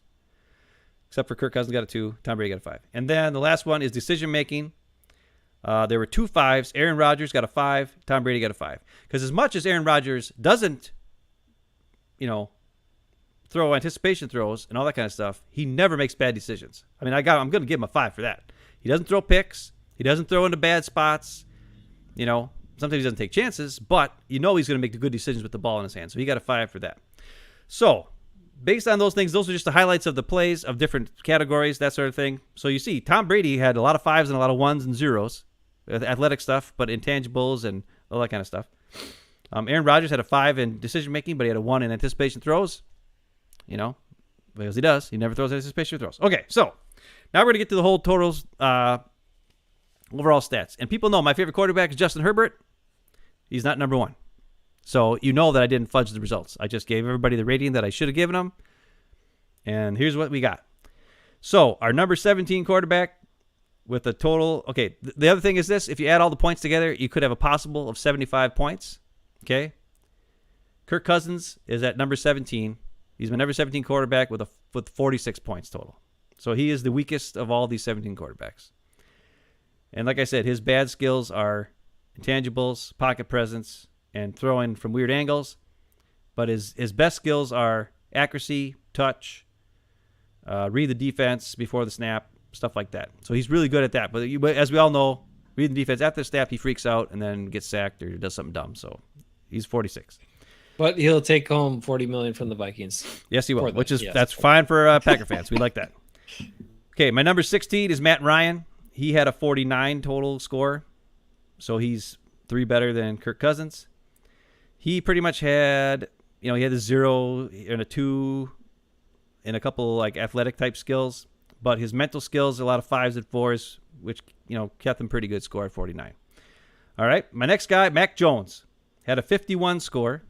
He's my 15th quarterback. His weakest stats were, physical, but I gave him a couple 5s for accuracy. Like I said, I only gave him a 3 for arm strength because he doesn't have a great arm. So he got a 51, is number 15. Number 14, Ryan Tannehill also had a 51 score. He had some highs in the physicals, some decision-making, pocket presence, stuff like that, a little bit lower, which ranked him down. My number 13 quarterback, I will talk about later.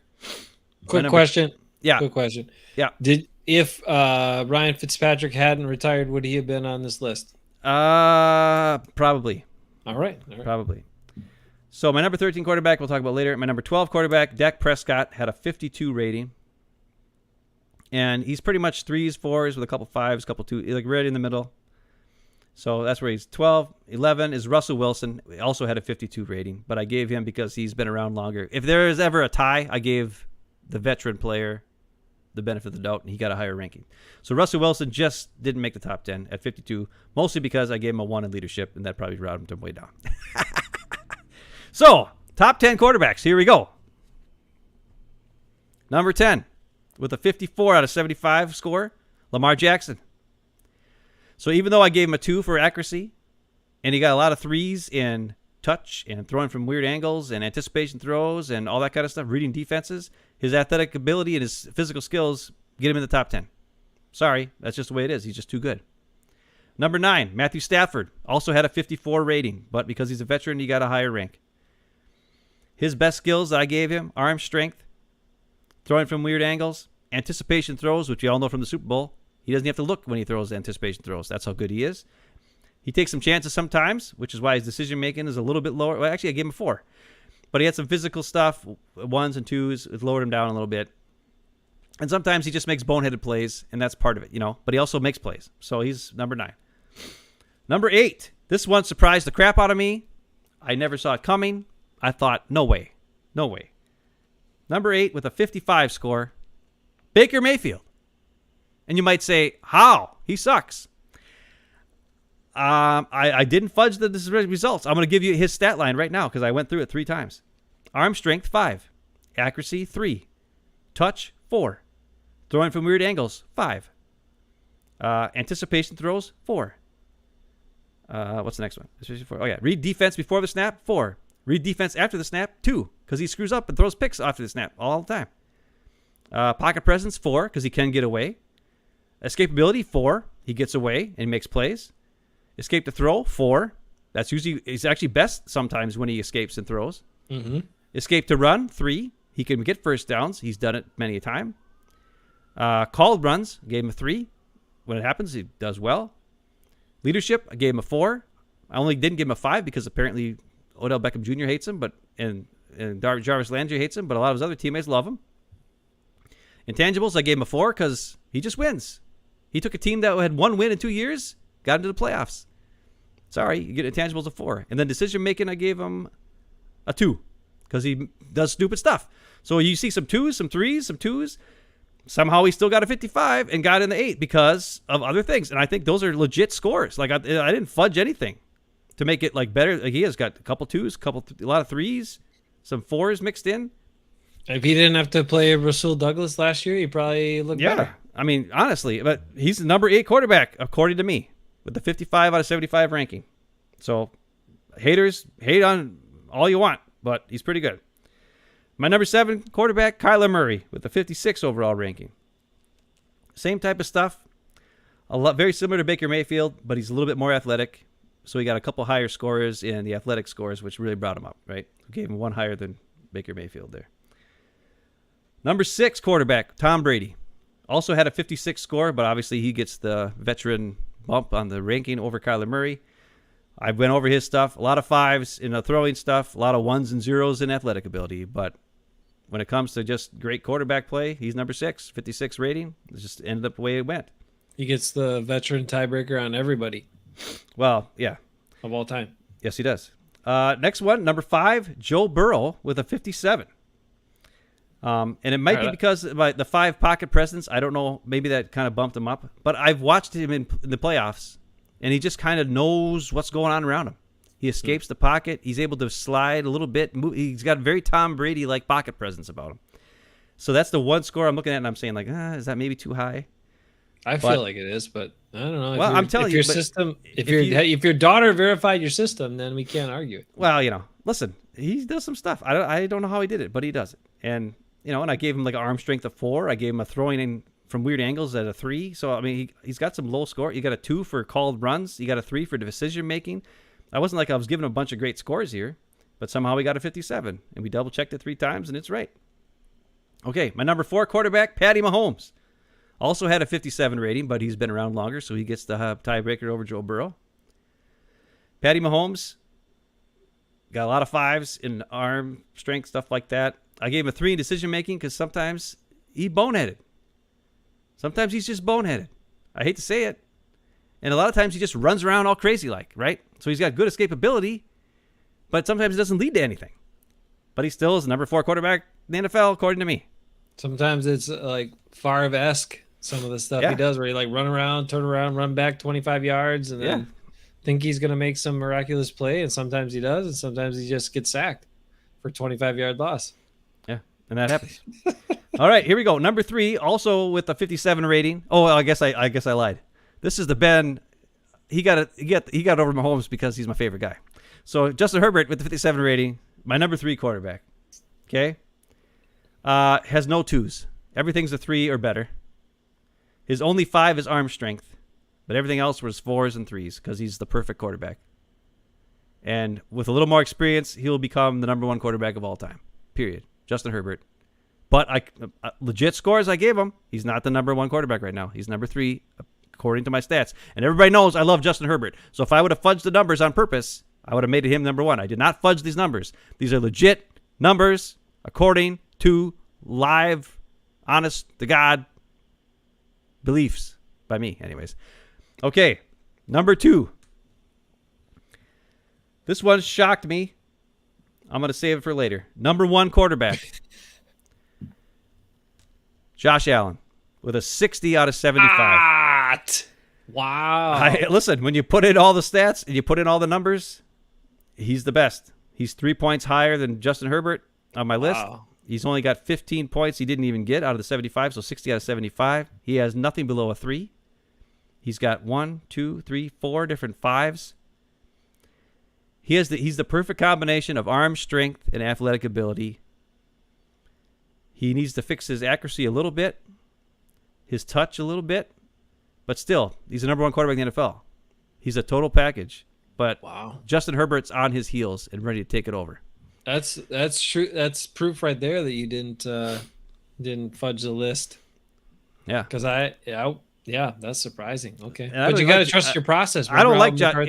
Yeah, McCarthy always used to say, or the Rodgers always say, trust the process. And I don't even like Josh Allen, but he's number 1.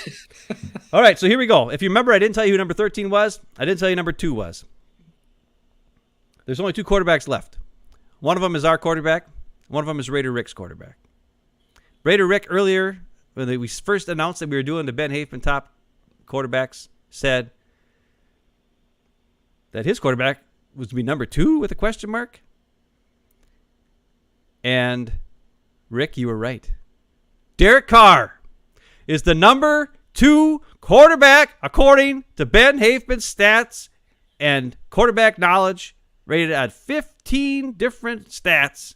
Derek Carr with a rating of 58, 1 point higher than my favorite guy, Justin Herbert, and 2 below Josh Allen. And I'm going to read you a stat line so you know it's legit. I didn't fake it. Rick. You got the number 2 quarterback in the NFL, buddy. Here you go. Arm strength, 4. Arm accuracy, 4. Touch, 5. Throwing from weird angles, 4. Anticipation throws, 5. Read the defense before the snap, 5. Read the defense after the snap, 4. What's my next one? Pocket presence, 4. Escapability, 3. Extend to throw, 4. Extend to play to run, 2. Called runs, 2. Leadership, 5. Intangibles, 4. Decision making, 3, because sometimes he does dumb stuff. But think about that. That's legit. Like, these are all legit stats. Yeah, he had a 5 in leadership. You bet your damn ass he's got a 5 in leadership after last season. He's the best leader in the NFL. I gave him a 5 in reading the defense before the snap because he's been around a long time, and I've watched tape, and he does do a good job reading the defense before the snap. He knows where to go with the ball as long as the defense doesn't change. I gave him a 5 in anticipation throws because he throws anticipation throws. He's perfect as anticipation throws. Yeah, leadership could be a 6. Yeah, you're right, Rick. And then I also gave him a 5 in touch because he can throw the softballs. He can throw the deep ones. I don't know how many times I watched it 2 years ago when he was throwing to what's that guy? Rick will remember. All the deep passes not Henry Ruggs, but the other whatever. Anyways. So there you go, Rick. Number 2. Nelson Derek Aguilar. Carr. Nelson Aguilar. Yeah. He had so many perfect deep passes and stuff. I know. And that guy drops the ball a lot, too. So. He didn't drop Derek Carr passes. Damn. So that tells you. Impressive. That's when you got a ball that good, you're catching them all. So if he could just fix his damn decision making, the Raiders would have but that's a big decision making. Maybe I should have given it 2 points worth. I don't know, but somehow we got number 2, and this leads to the big elephant in the room, which is the number 13 quarterback is Aaron Rodgers. Oh, and people are going to say that I am a hater. People are going to say I'm a hater. Back-to-back MVP. Well, let's look at the stats I gave him. Okay, maybe there's a couple I gave him that were ones. Maybe I shouldn't have, but hey. Aaron Rodgers had a 51, which is 9 points less than our leader at 60 with Josh Allen. He won the tie with Ryan Tannehill to get the number 13 spot. Here's the stats I gave Aaron Rodgers so everybody knows they're legit. Arm strength, 5. Accuracy, 4. Let's face it, his accuracy is down a little bit.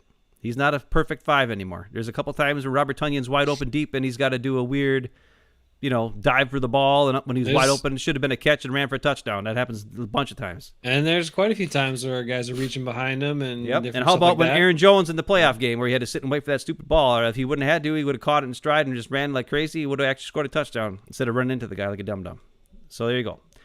Next one, touch, 5. Because let's face it, there's times that Aaron Rodgers, his pass is almost like a handoff. So you give him a 5 for touch, no doubt. Throwing from weird angles, 5. Aaron Rodgers can throw balls like crazy. Throw it over here. He's got it like this. He throws it under his leg. He's all in weird spots. You know he can do it. Throwing off his back foot. Does it all the time. Sometimes he shouldn't, but he can. Anticipation throws, I gave him a 1. That was being nice because he throws 0 anticipation throws. When was the last time you saw Aaron Rodgers throw a slant? Never. It doesn't happen. It doesn't happen. All he throws is back shoulders, wide open guys deep, play action passes deep, sideline balls, or dump offs to the running back. You don't see anticipation throws with Aaron Rodgers. So as much as people want to hate on me for giving him a 1, it's a 1 for anticipation throws. The only time you see him do stuff like that is when they gotta have it, when there's no time left, like at the end of the San Francisco game. The first San Francisco game, yeah. Right. Yeah. It's like, dude. And even that wasn't anticipation. That was just I'm throwing it up 20, that wasn't an anticipation throw. That was I'm throwing it over the top of Fred Warner. He has no chance to get it. That's just a great pass. That's the touch I'm talking about, where he's just, and that was a good accuracy for that one. Next stat is, what is it? Oh yeah, read the defense before the snap, 5. So top rating you can get. Read the defense before the snap, no doubts. That's what he loves to do. That's why he gets the play clock down to 1. But I also have read defense after the snap, a 1. Because based on the play of the 49ers game in the playoffs, he was confused. They changed the play every time. The defense changed every time, and he had no idea what he was doing. So I gave him a 1. Sorry. Pocket presence, I gave him a 4. He still has it. He can still kind of shift a little bit. He can still make things happen. Once in a while, he'll not know that the guy's coming. He'll get sacked on a blitz. Sometimes he misses blitzes that are coming. That has happened over the last couple of years. But for the most part, he's good. I gave him a 4. That's a legit stat. Escapability, I gave him a 3. He's not as fast as he used to be. There's times now where he gets out of the pocket and you see but a good defensive lineman who's like 280 pounds who catches him from behind and tackles him before he gets first down. It's happened. We've seen it happen. The next play, extend to throw. I gave him a 4. He's one of the best guys who can extend and throw the ball. We all know he wants to do that. but he doesn't do it quite as well because he doesn't quite have the speed to get out like he used to have. So he gets a 4. He used to be a 5 back in the old days. Now he's a 4. Extend a run. I only gave him a 2. He doesn't extend a run anymore. How many times in the old days where Aaron Rodgers, there'd be nothing there, it'd be third down, and he would, get a first down with his legs and extend the play. He doesn't do it anymore. He doesn't want to. He's always looking to throw now when he gets out of the pocket. Including 2016 when he should have won MVP instead of Matt Ryan, where he had 21 rushing first downs in that season. 21 rushes for first downs in that season. And didn't get credit for it in the MVP voting for some stupid reason. He should be a 5-time MVP based on that. 0, I do not consider back shoulder throw as an anticipation throw. Because anticipation throw is when you are reading the defense, you know what your receiver is going to do, you know where the hole is, and you throw to where the hole is. That is, you look over there, the guy's got your guy beat, and you just throw it to the backside, even though he's covered. That's not the same. That's not the same as anticipating the defense and knowing. It's not like a Peyton Manning. Peyton Manning had a noodle arm. Who else? One of the best anticipation throwers of all time is Phillip Rivers. Phillip Rivers would throw balls. And no arm. Yeah, he had to read the defense and throw to the right spot. So, but it's not the anticipation throw. The back shoulder is not an anticipation throw. That's I know my guy knows that I'm going to throw it back there, and I can't throw the deep pass, and he didn't run the route right, and the guy's covered, so I'm just going to throw it to a spot where I know I can't throw an interception. That's what that is. That's what a back shoulder throw is.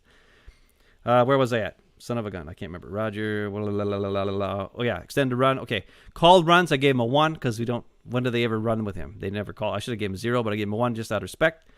Leadership, I gave him a 3. Probably too high. But like I said, sometimes his leadership off the field, I think, is better than his leadership on the field.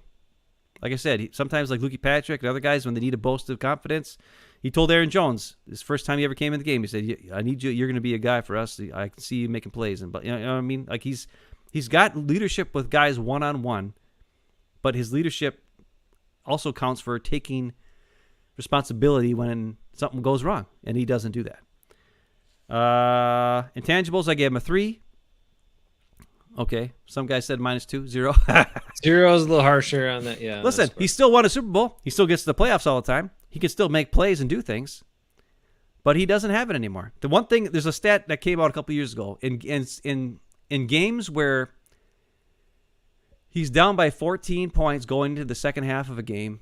He was 0-26 as of in 2020 or something like that. 0-26 in games where he was down by 14 points going into the second half of a game. That shows he just gives up. That shows he doesn't try. He's too worried about his stats than he is worried about coming back to win the game. Brett Favre would throw 7 interceptions to come back and win, as we all know. Aaron Rodgers won't do that. And then decision-making, I gave him a 5. Because he doesn't do dumb stuff. He doesn't throw picks. He doesn't make terrible mistakes. So think about all those stats I just gave. And yeah, was I harsh on his anticipation throws? Yes, but he doesn't do it. Was I harsh on his read the defense after the play?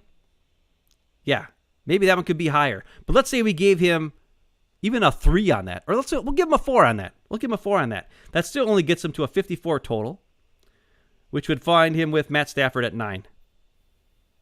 So he'd be ranked 9th. Even if I did bump that 1 up to a 4, which is a big bump, if you ask me. And that's the only one maybe where I was harsh, was the read defense after the play. So I could bump him up to 9. He could be a top 10 quarterback, fine. But he's not a top 5 quarterback. He's not even better than Baker Mayfield, based on this. And we went over Baker Mayfield's stats. They're legit. Baker Mayfield is a better quarterback than Aaron Rodgers. Think about that for a second. And Baker Mayfield's on a team where they'd rather have Wiener Boy than him. That makes no sense. So I don't know what to say anymore. And I am a hater on certain things because I know he can be better. I know he can be better than number 13 quarterback in the NFL. He should be better. His anticipation throws are just will. The ability to not, like that 1 could be a 4 if he would just throw the ball and take a chance. His read the defense after the play could be better if he didn't hold the ball until the last second and the defense knows he's going to do it every time. His leadership, I don't know about that. And the rest of his stuff is all legit. So the only two, even if you raised both of those up to 4s, he would get 6 more points, which would take him from a 51 to a 57, which would take him tie with Mahomes and put him at number and Herbert. So he'd be number 3 quarterback in the NFL.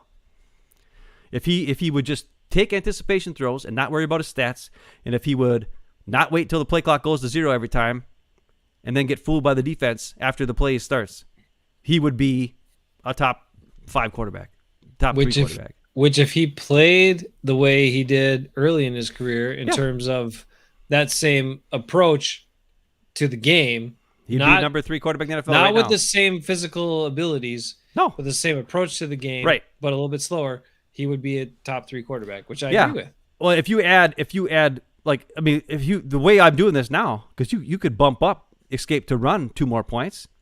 You could bump up called runs 2 more points. That would get him to a 61. So when Aaron Rodgers in 2011, based on my stats here, would be a 61 out of 75, he'd be better than Josh Allen. He'd be the number 1 quarterback in the NFL right now. If he did, based on what he did as a quarterback. So because I know Rodgers has the capability of being the best quarterback in the NFL at one point in his career, as of right now, he still could possibly be the 3rd best quarterback in the NFL. He's no Josh Allen, and he's no Derek Carr, apparently. I don't know how Derek Carr got number 2, but he did. And we went through the stats, right? It's legit. It's like I wasn't like forcing it. But the things that shocked me was the Baker Mayfield at 8, the Derek Carr at 2, and the Rodgers at 13. Because Rodgers shouldn't be 13. No. It's decision making and unwillingness to take chances that puts him at 13. That's it.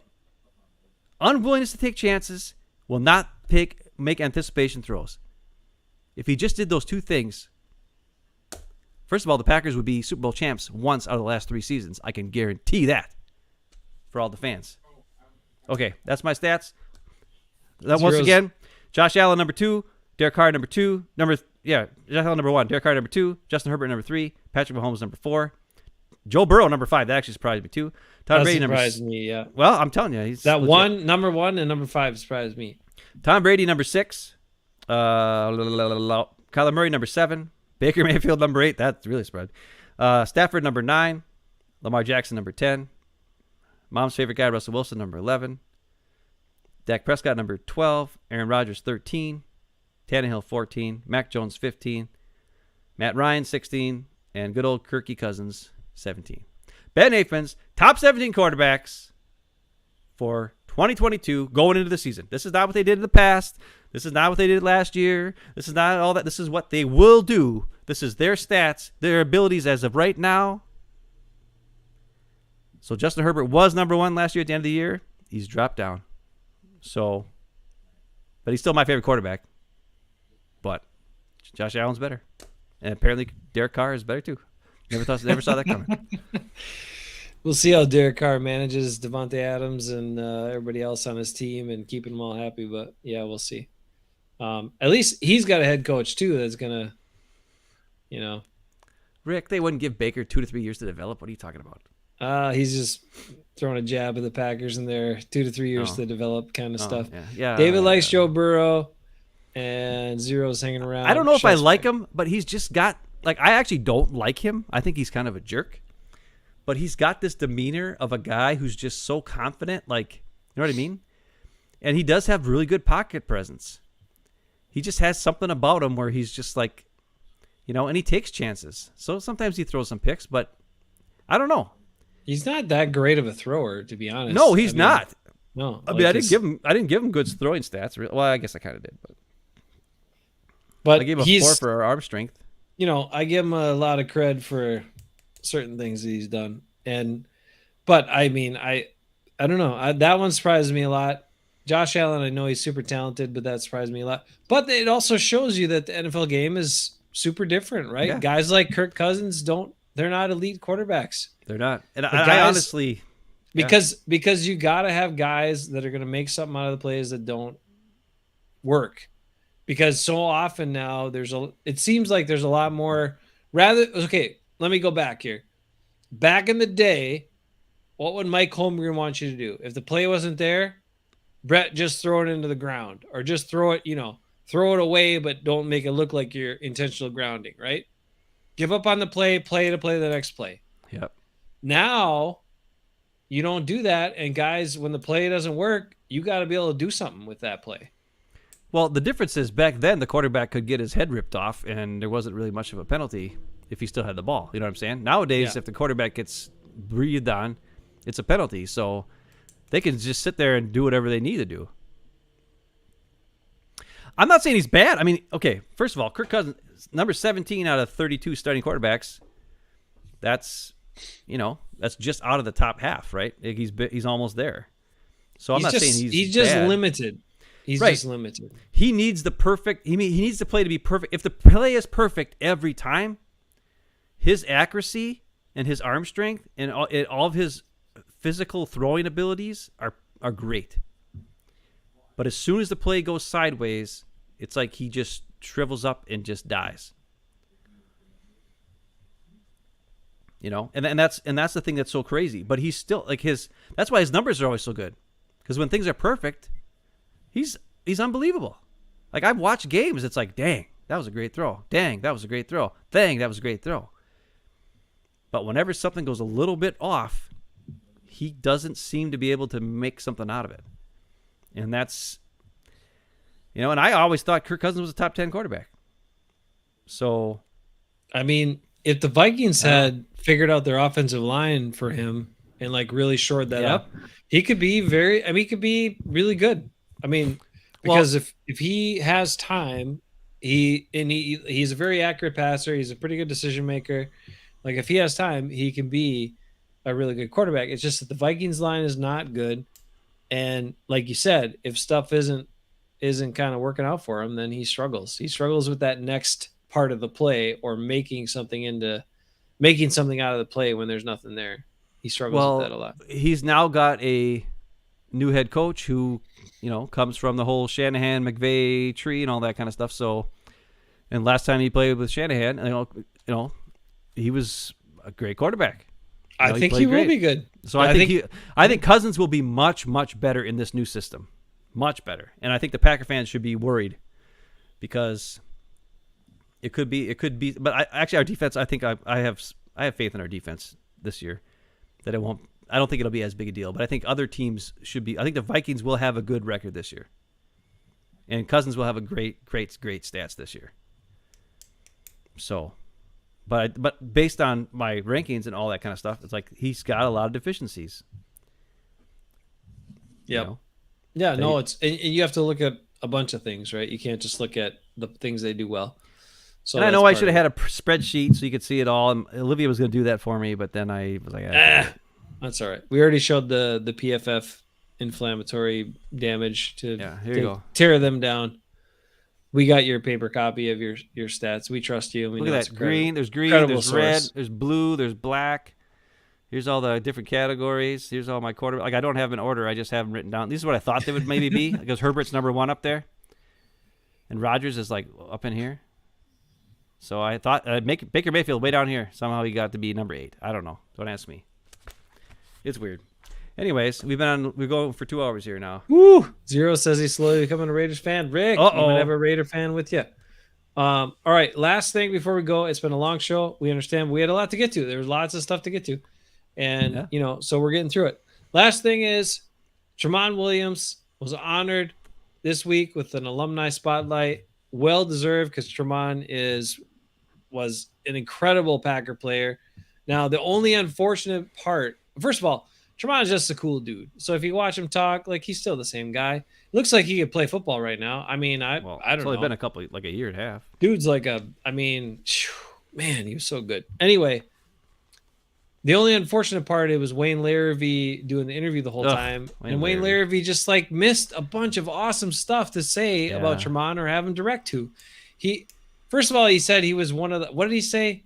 I don't know. I didn't see it. One of the better cornerbacks of the Packers in the last decade. I don't know what he said. Just like a totally undervalued statement. I'm like, Tramon Williams is one of the best Packers defensive backs they've ever had. And definitely within the last 30 years. But Tramon Williams should be a Hall of Fame candidate. Tramon Williams, we talked about that last year.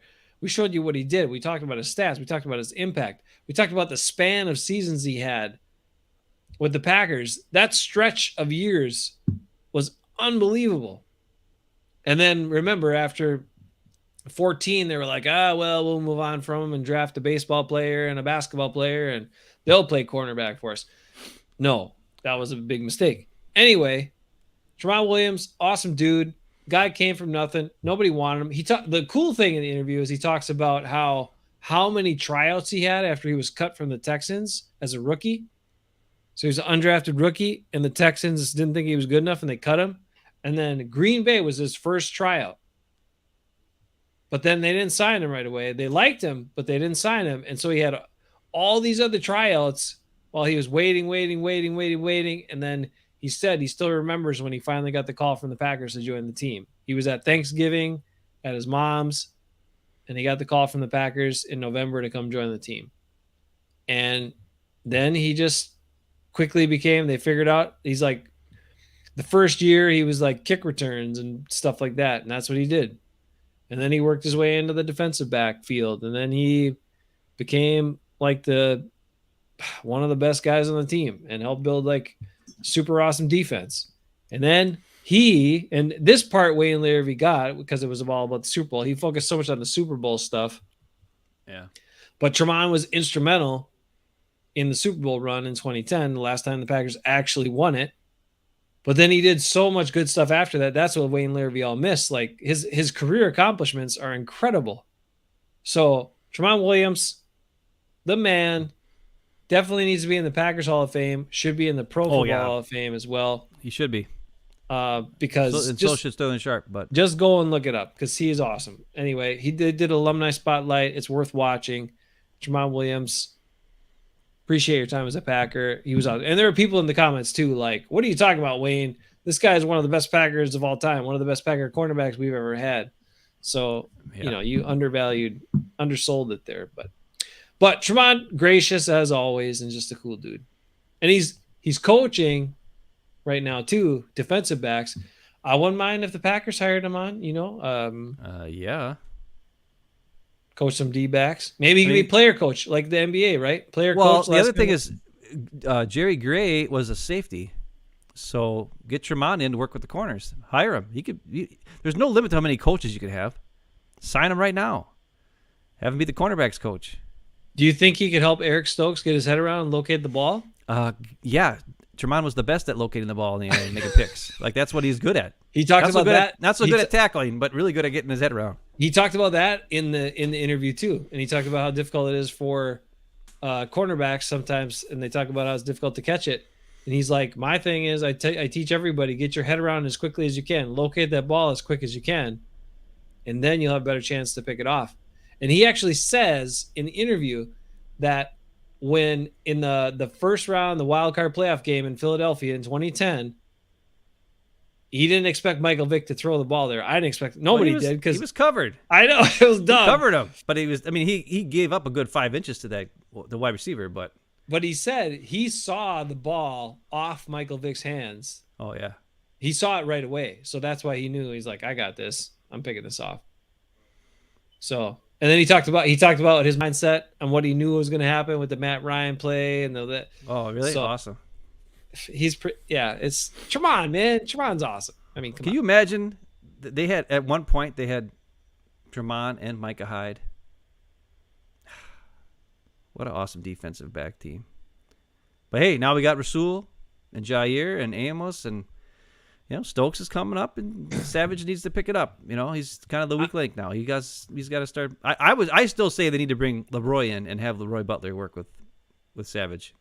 Just on a couple things. I mean, why not? Let's do a little short run with like Butler and Tramon coming in to help these guys. Yeah. It can't hurt. For these young dudes. Leroy's hanging around. He's in Appleton or whatever. Just bring his butt in there and be like, hey. I mean, I don't know. It's just, it's a shame that guys like I said, I've watched those. I don't think they did that many last year, but like the whole Leroy X's and O's with Leroy Butler or whatever that they did, him and Tom Silverstein, and there are a lot of plays where he's out there and he's just like, yeah, I don't know what they're doing here. They can't be doing this. Like he'll show plays where something bad happened, like, and he'll be like, yeah, when you're a safety. And then he'd be like, what me and Eugene did, we'd say this, and we'd look at each other, and we'd know, like, I'd know where he was going to be, and blah, blah, and all, and like on this particular situation, if this guy comes here, then you have to do this and this and this. And it's just one of those things where, like I said this last week too, we're playing on defense. There's a lot of, there's a lot more stuff on defense, communication and having to be able to understand what's going on. Like on offense, the play is the play, or it should be. Of course, with Aaron Rodgers, it's never quite that simple. But on offense, it's like if the play calls for a slant and a go and a in and a what, all these different routes combinate. That's what it is. And you're supposed to block down. You're supposed to pull or whatever you're supposed to do. Running back picks up the gap, or maybe you have to worry about where the defense is lined up for protection wise. But when it comes to wide receivers and stuff, they got an easy job as far as like knowing what they have to do. Where the defensive secondary has to adjust to what's going on and still be able to be quick enough and make plays and be reactionary, but also aggressive. And so it's one of the toughest positions to be in is a secondary, especially safety, because you're the last line of defense. If you screw up, it's over. There's points on the board. So having Leroy show up and work with Savage, I think, would be very, very beneficial, but it's probably never going to happen, but whatever. So, yeah. I think it would be nice to bring in a couple of salty vets and have them teach your young guys how to take that next step, because those guys are some of the best. Anyway, kudos to Tramon Leroy for getting in the Pro Football Hall of Fame. Tramon, hopefully you're in there to follow before too long. All right. Long show, but a good one. You got Ben's top 17. Yeah. And, man, I love that ranking. Yeah, I was surprised. Baker Mayfield, number 8. Take that, Mo. Some shockers in there. Number 5 was a surprise to me. Number 1 surprise to me as well. Number 2. Raider Rick's Derek Carr, number 2. How the heck? Number 2, yeah. Well, number 2 is always the best anyway. Number 2 is like number 1 to me. You know that. So number 3 is my favorite number. So Justin Herbert was number 3. So it worked out really good. But I had to cheat though. And a last final capper. I talked with Weasel today. And he did watch the end of last week's show and got his birthday salute, and also and I said I may have exaggerated, that he speared guys all the time after the whistle, but he said he definitely did it. And then he said that one of his favorite players was Chuck Cecil. And then it also dawned at me that Chuck Cecil was number 26 and Weasel was number 62. So he just reversed the numbers. It all makes sense now. You see what I'm saying? Yes. Except Savage is 26, and he plays nothing like Chuck Cecil ever did. Or like Weasel, for that matter. That's true. He plays more like, I don't know. Anyway, thanks for the like Packer ha-ha. Talk. Cha-cha. He's better than Ha-ha. He's better than Ha-ha. Yeah, he's better. He's definitely better than Ha-ha. Yeah. All right. Thanks for hanging out. Thanks for watching. Thanks for contributing. Thanks for bringing good comments. Even Bobby Grace. Appreciate that. Yeah, that's the other thing. Like, we're all Packer fans, and everybody, has their favorites, and everybody has their disagreements, and, it's okay. So we're probably wrong. Like I said, I would love nothing more than to watch Aaron Rodgers come in and throw some slants and throw some anticipation throws and do some hurry-up offense and dominate like he did in 2011. And I think he could. That's the thing that's so scary. I think he still could. And I would be super happy as a Packer fan to watch him do it and watch him tear it up and win another MVP, to be honest. And with Devontae gone, maybe that's the catalyst that changes him. Maybe he'll listen to LaFluer. Maybe they'll work together, and we'll see Aaron Rodgers of the past come back again and play really great. Who knows? He's got it in him. We've seen him do it before. You remember back in the old McCarthy days when maybe they'd start off the game a little sluggish? You remember what his big adjustment would be? Pick up the pace. Go up tempo. Yeah. Stop calling the plays in. Let Rodgers call the plays and pick up and go up tempo. But the Packers, Packers don't do up tempo ever. They Well, that's never, because unless it's the end of the half or something. Rodgers shifted and into the thing where he wants to run the play clock down. So maybe he'll but it's so dumb. It's like maybe in his offseason scouting he will recognize that how well that works when they just go up tempo. Well, you sometimes think so? and Like throw just the show them. defense off. Even last year, Yeah. how many games did they like win because they were doing up tempo crazy stuff at the end of the game or end of the half or whatever? Like the 49er game, the Bengals game. The Vikings game they lost, but I mean they had an awesome play to MVS. They just gave him too much time for Kirk Cousins. The defense screwed up because he had Kevin King out there instead of Rasul Douglas. Okay, I got mad about that one. Anyways, but sometimes Rodgers' best plays are when it's hurry up offense, because that is the sandbox. Do whatever you want. You go here, you go here, you go there. Just make a play up and go, right? But he tries to do that when he lets the play clock go down to 1 and he gives the defense the chance to adjust and be set. Don't give the defense a chance to get set. Have them be reactive to you by you being aggressive. Every now and again, I would like to see 2 drives a game, if not more, with hurry-up offense, not at the end of the half or end of the game. Just a change of pace to mess with the defense and see what happens. I think they could do it. Yeah, because then they can't change calls either. Sometimes then they're kind of stuck in that same defense because they're moving so fast. And then guys will screw up. Hey, And the they'll other get team tired. screws up. The other team screws up. That's makes it easier for you, Yeah. So why not? Could be a wide open Robert Tonyan when he's back. One thing deep. Wayne Larrabee didn't miss is pointing out that Tramon Williams in the spotlight was the only player to play for 2 teams in the same postseason. Although he didn't actually get to play Yeah, he for didn't the Packers, and he should If he would have, the Packers would have won. We all know he should have been out. He should have played instead of Kevin King, and then we would have been Super Bowl champs. Dang it. Because he would have covered Scotty Miller. I can tell you that. Yeah. And he also wouldn't have grabbed the guy's jersey at the end of the game and practically rip it off him, so they had to call pass interference. Dang it. The Packers made the right move. They just didn't use the right move.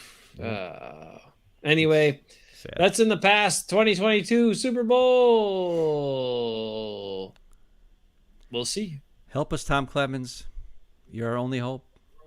Maybe that's the key. Tom Clemens will get Aaron Rodgers back Obi, to his old ways. Obi Tom Clemens. Help us, Obi Tom. You're our only hope. He's got to get through to Rodgers. It has to be why they brought him back. To be like, get him to play like he used to crossing my play. fingers. I'm crossing my fingers. All right. Thanks, everybody, for watching. Thanks for being Packers fans. Packers fans, even if you're an Aaron Rodgers fan, you can be both. But Packers fans first. All right. Peace out. Be good. We'll see you next Friday. Tell me why I beg you to come. You're still